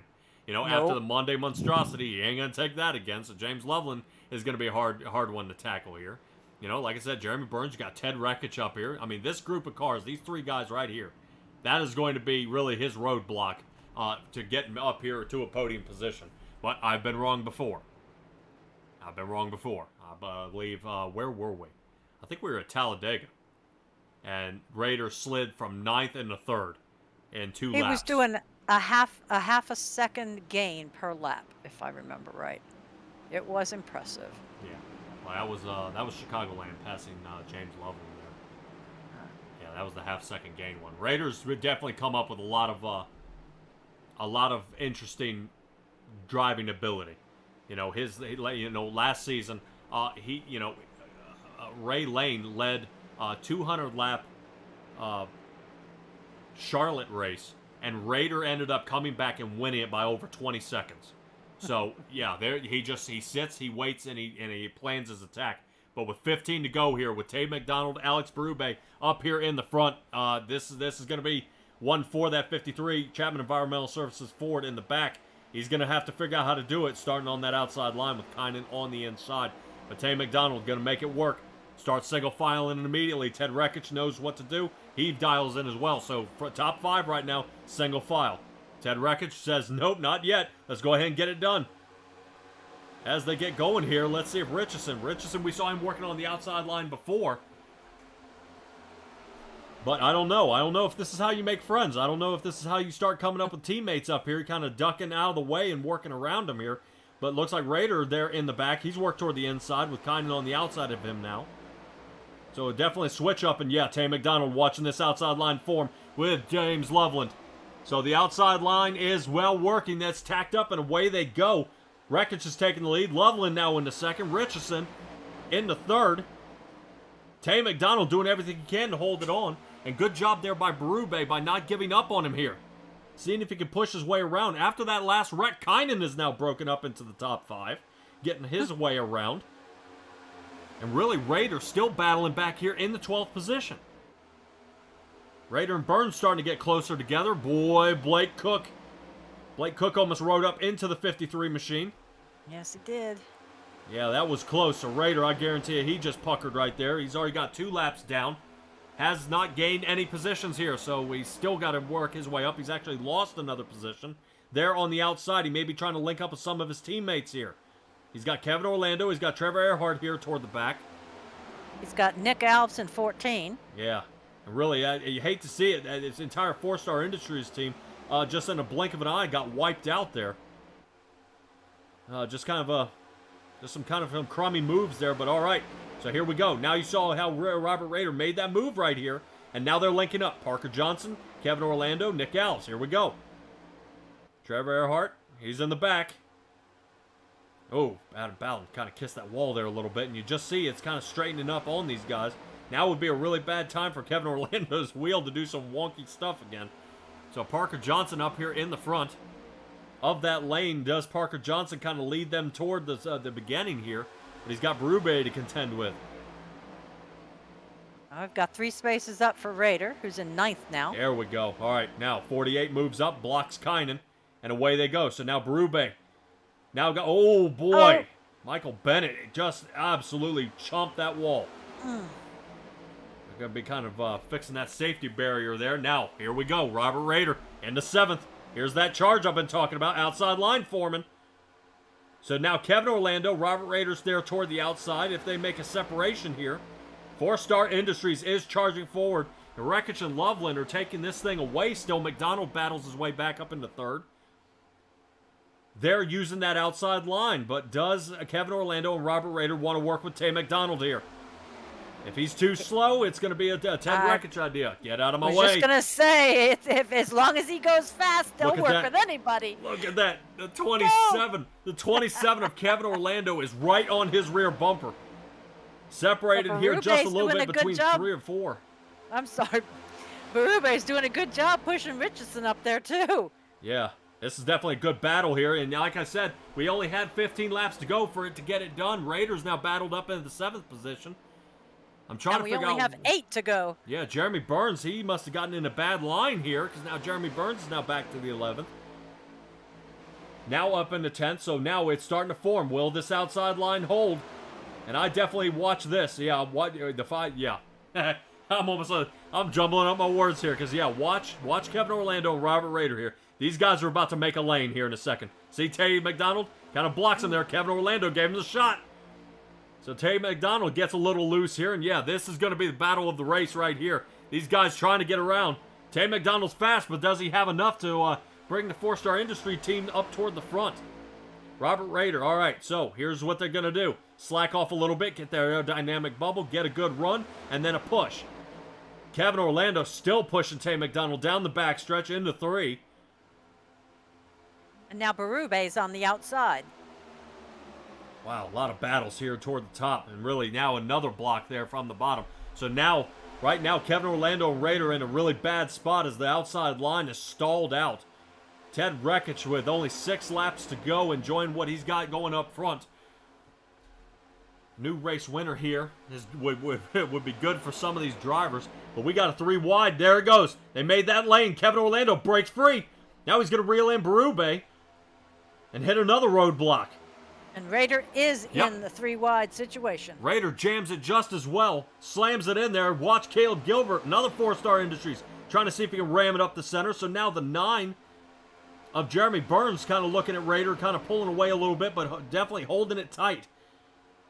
What does Raider do? What does Rekich do? Does James Loveland try for the last lap pass here? We'll have to see.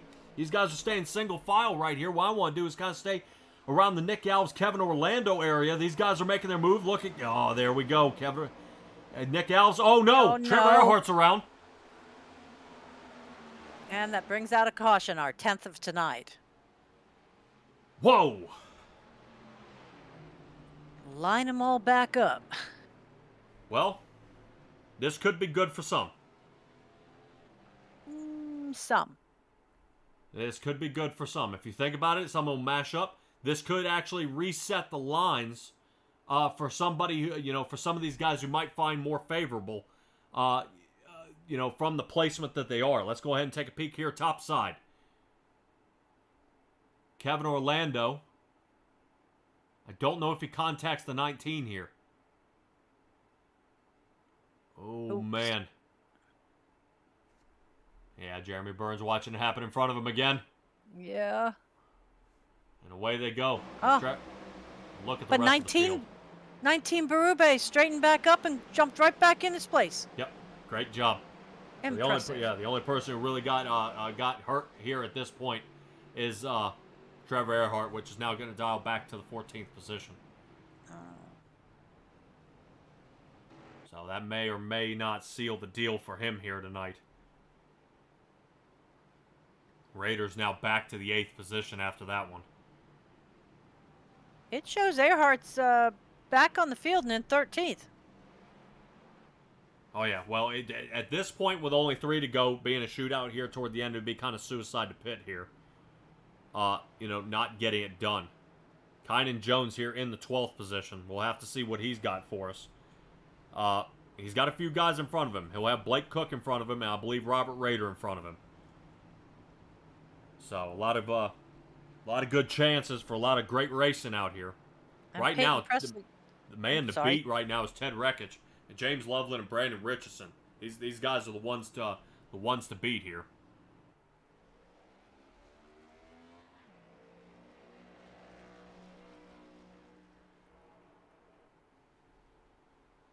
A bunch of people coming down pit here, Stella. Yeah, I'm noticing that.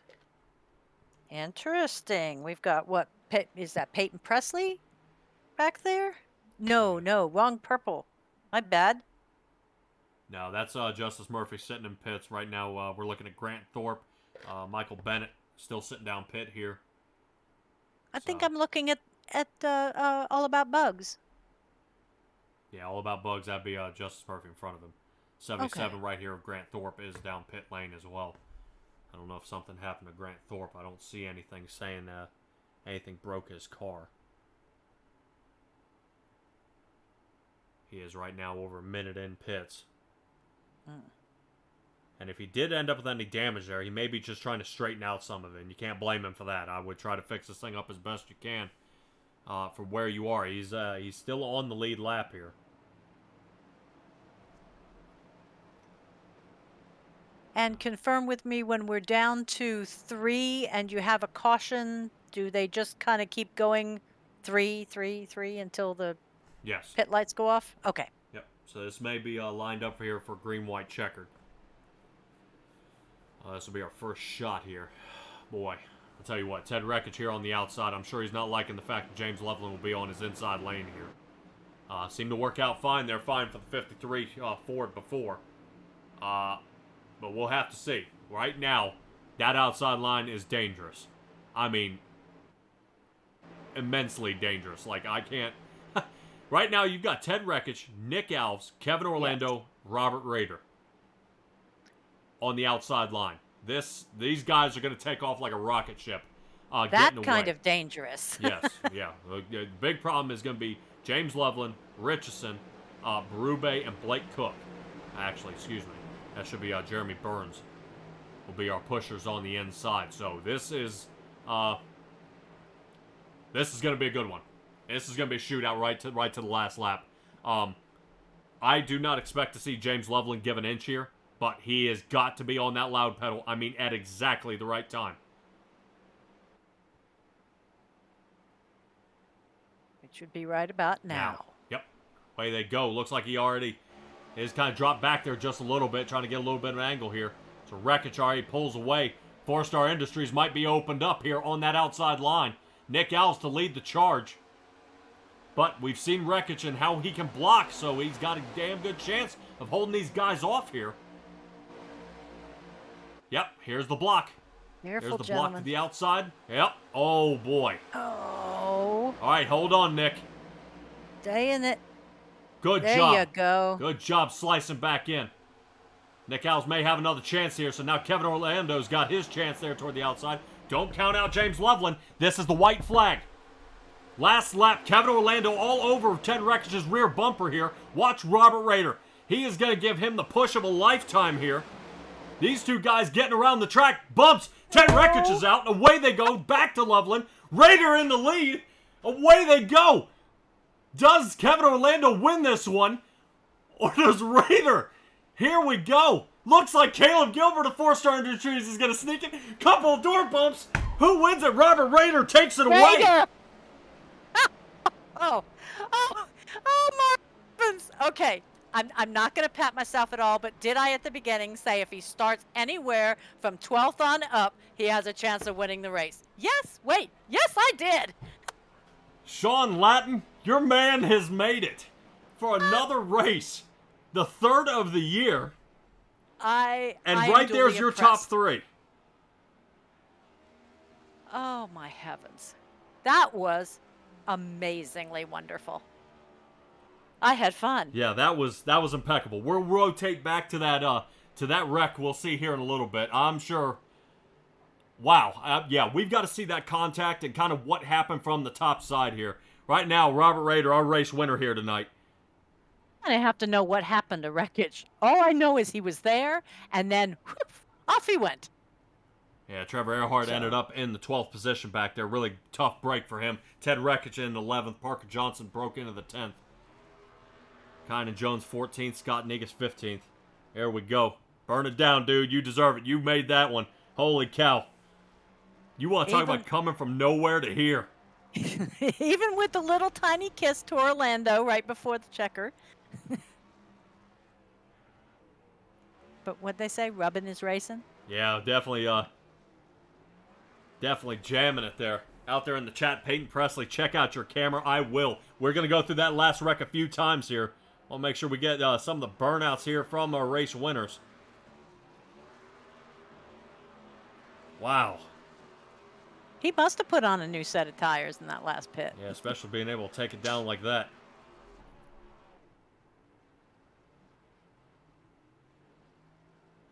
That was insane. That was insane. Let's go ahead and get right to back to it here. That was an insane last lap. That was an insane last lap.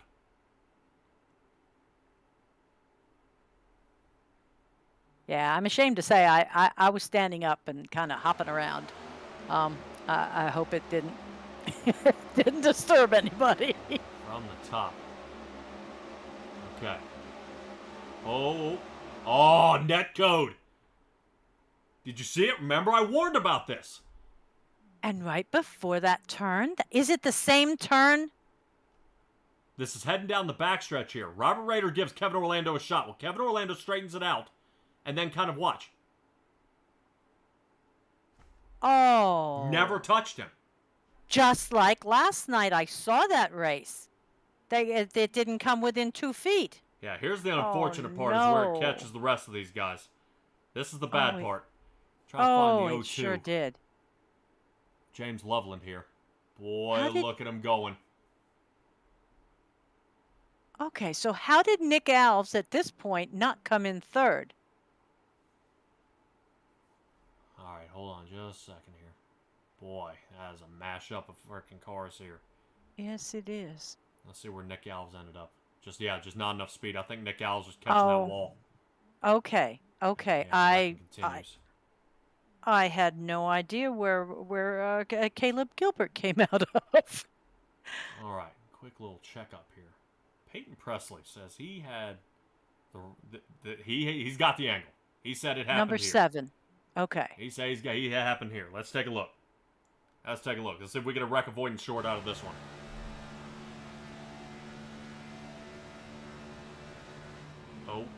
Oh, yes. Nice job, dude. Nice job. Nice job.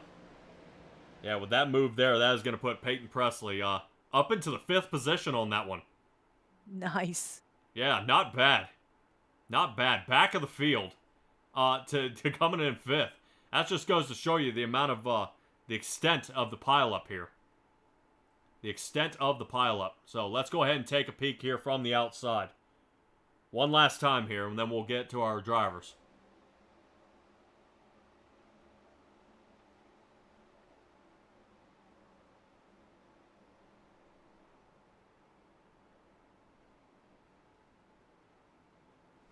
Man, just the carnage just continues.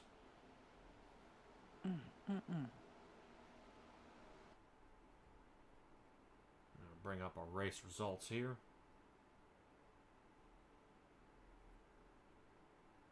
That way you guys can see where everybody got ended up here so far. Wow, what a wild race. What a wild race this was. Man, just so many. But you do see how these guys ended up finishing. I know it says Loveland was down a lap here.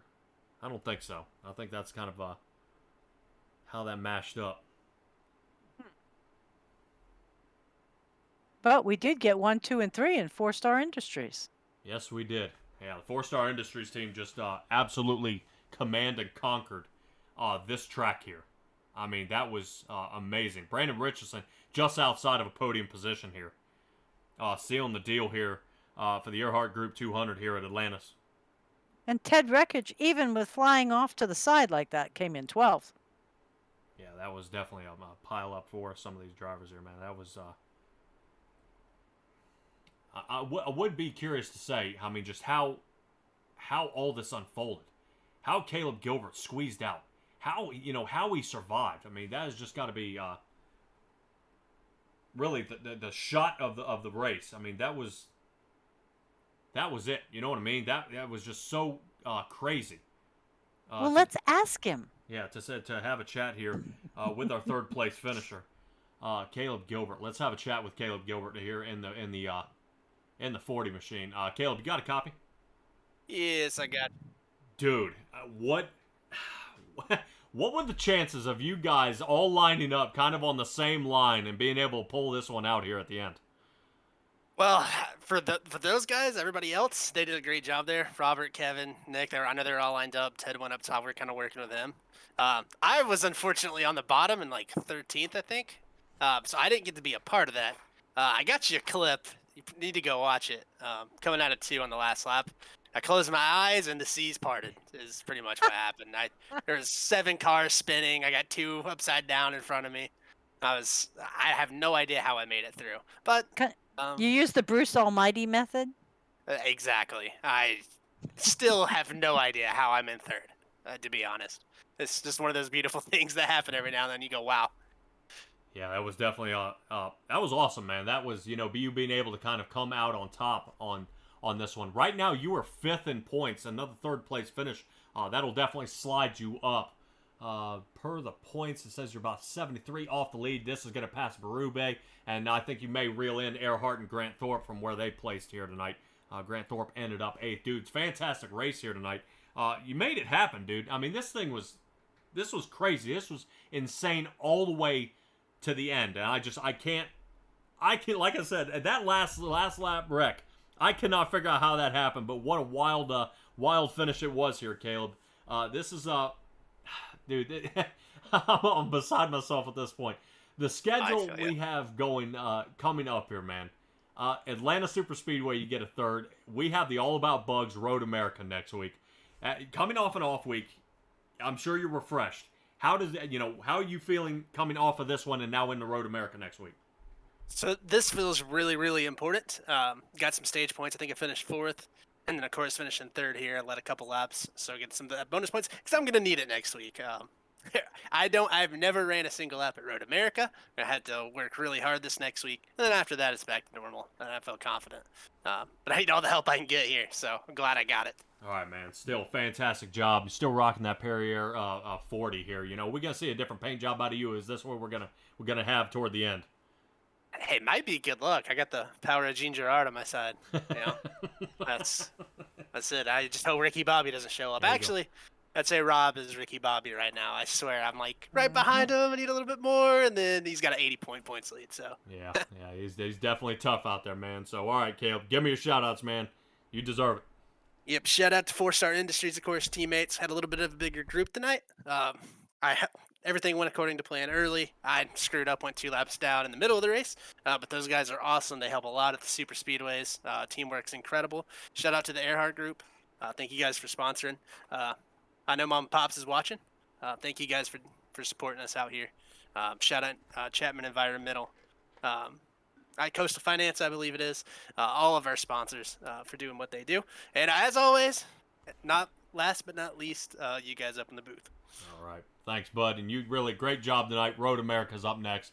I'm gonna let you go, man. You got some practicing to do. I got a lot to do. All right, Caleb. Good job tonight, bud. I'll see you next week. Catch y'all. Thank you.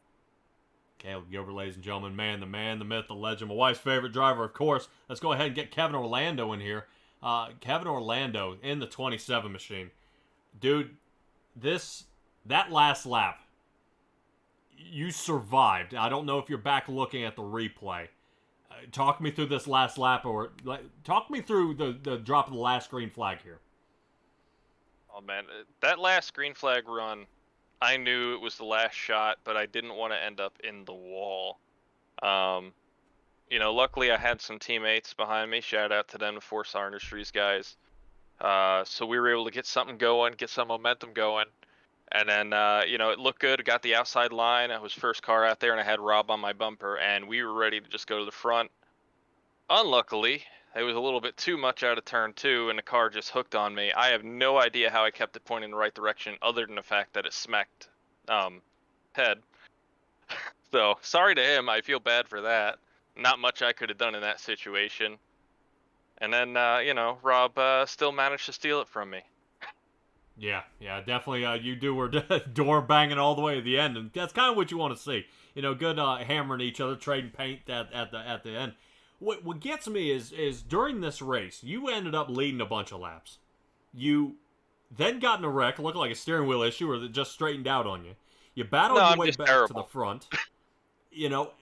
Well, no. You get stuck behind. I'm not saying anything bad here about Tay McDonald, but you got stuck behind Tay McDonald there for a little while. You took it 3 wide and pushed your way to the front, then got behind Berube, and then you guys, the 4-Star Industries team, you guys just charged forward. Was the caution the saving grace here tonight? That last one was a little bit of a saving grace. I hate to see that happen. It was a little bit that was a little bit of a late block from my perspective on Alex's part. I went to go to the middle, knowing I had to make the move then. And when he came down, it was just too late. I had Rob on my bumper. I couldn't lift. Luckily that didn't turn into as big of a one that we had on the last restart there. But still hated to see that for him because he was running good all night. But yeah, that caution did help us get group back up and get the momentum going for that finish there. Yeah, definitely group back up and into the same line, and it seemed to work out just fine. It's like I said, it was so close right there toward the end. Here, even from the top, I know I had a chat with Chad Lancaster about how he hit the 39, and it wasn't even close. I mean, the net code from our angle, he said. The door was in his car, but for us, it was 3 away. You had probably another half a car length before you even touched Ted Rekich, and it slid him out of the way. Any idea what happened there? I mean, just... let me go back and take a look, because I didn't notice that on my end. I will take a look at that now, because that's interesting for sure. Yeah, I mean, we just...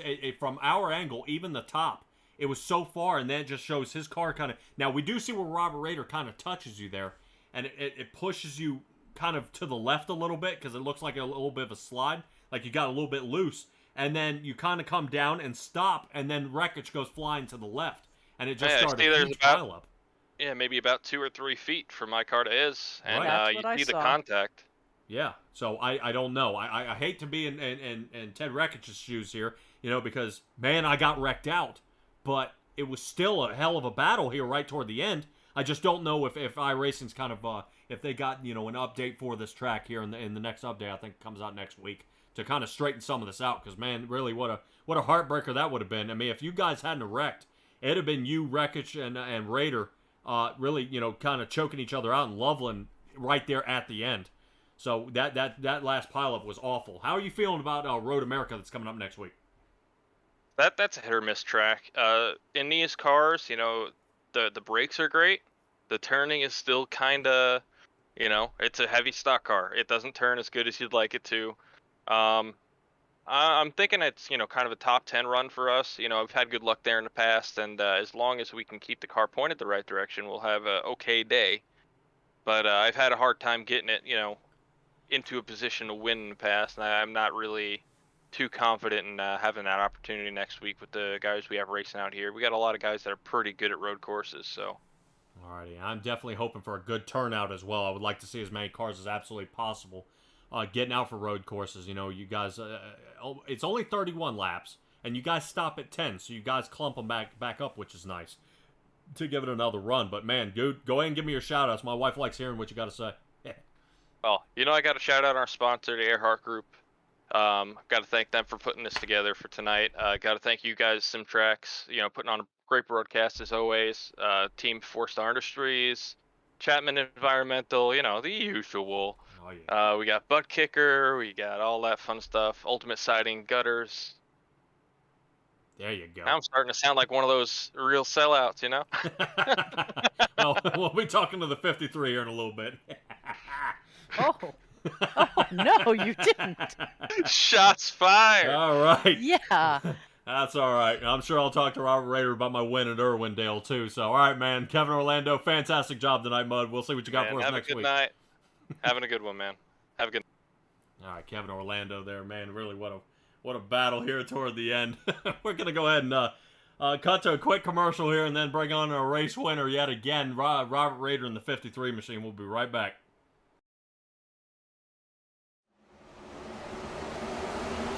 One area of our business where we impact communities pretty heavily is the school systems. So we work for school systems all over the northern part of the state of New Jersey. We operate their water systems, their wastewater systems. We do a lot of their permitting and compliance work, and we ensure that the water that the kids drink is clean. We go out and do the sampling to ensure that it's not contaminated. And we also treat the wastewater that's being generated at a lot of these facilities as well before it gets discharged to the environment. So we are supporting the local community through supporting the boards of education and the local school systems.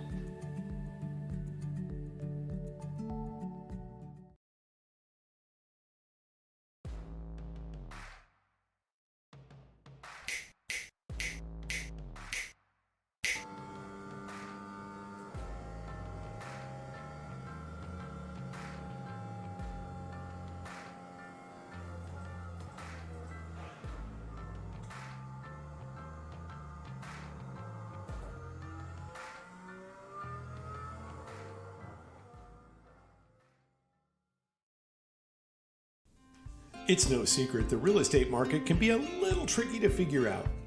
In the Oklahoma City area, you need the experts at the Erhardt Group to guide you. We're one of the top-rated real estate teams in all of Oklahoma. We can help you buy, sell, and invest in real estate. And we've got a dedicated farm and ranch division too. The Erhardt Group for all your Oklahoma real estate needs, and proud to be a sponsor of the Simtrax Racing broadcast.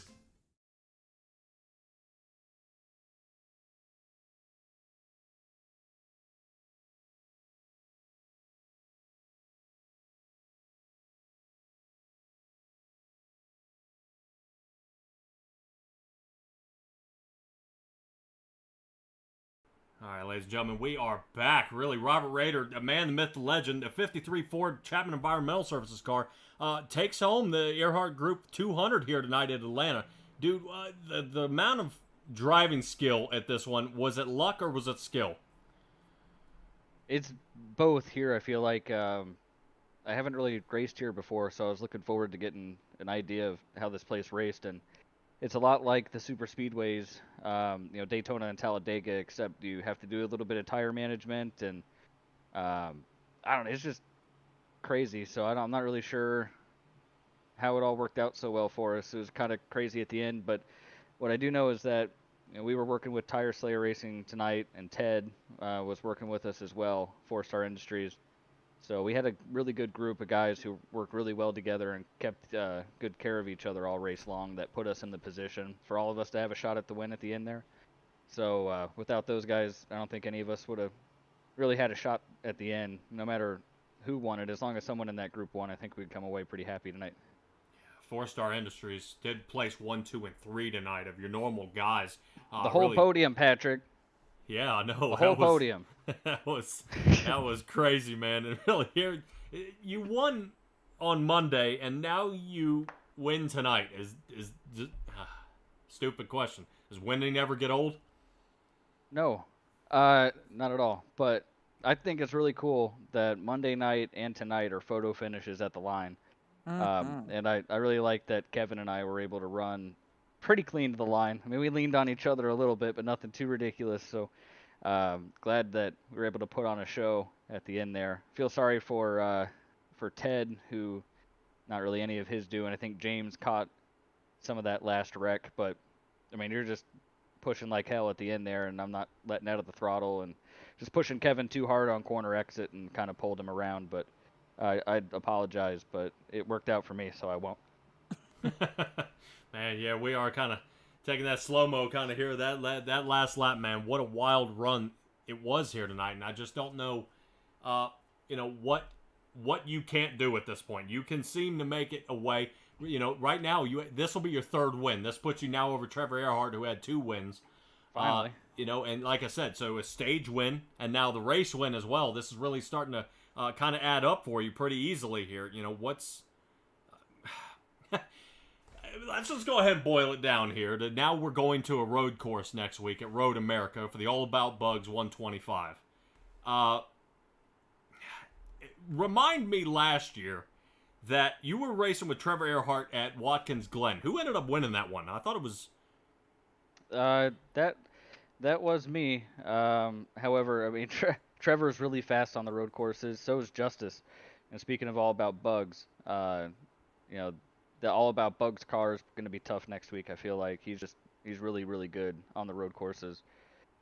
Normally, I'm a little bit off of those guys. Last time we ran Watkins Glen, our practice session was open, and Ty Gibbs actually came in there, and I followed him around a little bit and learned a lot and picked up about half a second. And that's the only reason why I won that race. But so I mean, Road Americas, I don't really like that track very much. Probably won't do a whole lot of practicing for it, to be honest with you. So we'll see what happens. There's going to be some really stiff competition there, though. I would not put money on myself for next week for sure. All right, well, yeah, I was going to say, I remember somebody ended up getting a little messed up in the bus stop. Somebody overtook there right at the end, and I believe... Trevor had a little moment down there, I think, at the Glen, yeah. Yeah, that's all right. Hey, you were just able to kind of keep him in, and the worst part is I think you were short pitting him to keep up. So that was some, but still here. 8 positions up from a 9-spot qualifying, man. Still an awesome 8 positions job, in the last 2 laps, Patrick. Dude, I'm wondering what part of the field you can't come back from here to not end up with any sort of a podium position. Yeah, these types of tracks make it easy, really. I mean, if you're ever going to get it done, it's going to happen at one of these tracks. It's really difficult to come up through there in 2 laps, and I mean, a lot of stuff leads to that. Ted's blocking and puts Nick in the fence, and that checks up everybody on the bottom and gets one more car out of the way on the top for me. And I mean, just you're not in control of your own destiny at the ends of these things, really. It's just right place, right time. Cross your fingers, pray. I hope you make it to the line. Yeah, especially super speedways, man. It's hard to tell. And you know, new car, new tires, new track, and you were able to go ahead and get it done here tonight, man. Taking a little look here at your burnouts, made sure we caught him in this time. Man, go ahead. If you get a chance, make sure you go ahead and grab how close this was. From my ticker, it says you guys were within 1,000th of a second. And I'm not sure. I am showing that I probably should have stayed in there. Hold on one second. I can get it for you. It was 8 1,000ths of a second. My win on Monday night was even closer. So yeah. I mean, this is. Yeah, that was something right there. What a wild last race, man. But Robert, man, give me a shout out here and let's get this one wrapped up here, bud. Yeah, obviously, big shout out to Chapman Environmental Services, sponsoring the car, sponsoring the league. Wouldn't have Simtrax broadcasting on here without them, so a big shout out. And then Erhardt Group, got to give them a big shout out for sponsoring the race today. Trevor put on really good performance for them and worked really great with him all night. So shout out to the Erhardt Group. I'd love to see them here, and hopefully we can have them around more often. But all the normal sponsors, you know, you got to give a shout out to Ultimate Siding and Gutters. You got to give a shout out to Butt Kicker. You know, I think that about covers it. I got you in there. I got, let's see, 1, 2. I think that's about it. I think we're good. Oh, sweet. Did you get my Irwindale race in there?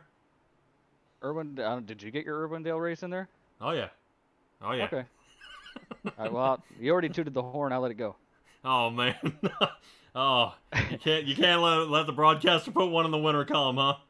Congratulations to Patrick for winning last Yeah, attaboy, there you go. Irwindale. I want to hear the 53, the points leader, call that one out. All right. There you go. Great job, Robert. Yeah, we'll catch you next week, man. Thanks, And Patrick. said with such enthusiasm. Always, yeah. And thank you too, Stella. Appreciate having you here. My pleasure. All right, Robert Rader, everybody, in the 53 machine. We're kind of taking a little peek here at that finish. Really, just absolutely as close as you can get. Getting it done. Man, what a wild race. What a wild race. This is This has been a fantastic night here tonight at Simtrax Broadcast. I appreciate you guys joining us here. Stella, really, we're up next week at Road America. What do you think we're gonna end up seeing from this angle? I'll tell you, I don't know. I haven't been on this side of a road race yet. I only watch it and have only learned, the rudimentaries so far. But I think it'll be fun. I think I will see different people leading, and that's always enjoyable. And I hope we'll see some close racing, which sometimes doesn't happen in the road courses. Yeah, definitely. I think, like I said, Justice Murphy, is a fast one. I know Tay McDonald, I've seen him pretty quick out there. And Trevor Erhardt. I think those are going to be our top 3 guys, and that's going to be a heck of a showdown. Guys, join us next week for that. You can also check us out at simtraxbroadcasting.com, of course. You'll be able to find everything out there, what our schedule is upcoming, and what all we have going on. Like I said, guys, tune in. I'm always busy, but I'm always looking for more work. So go ahead, you guys, take it easy tonight. Be well, be safe, be kind. Bye, guys.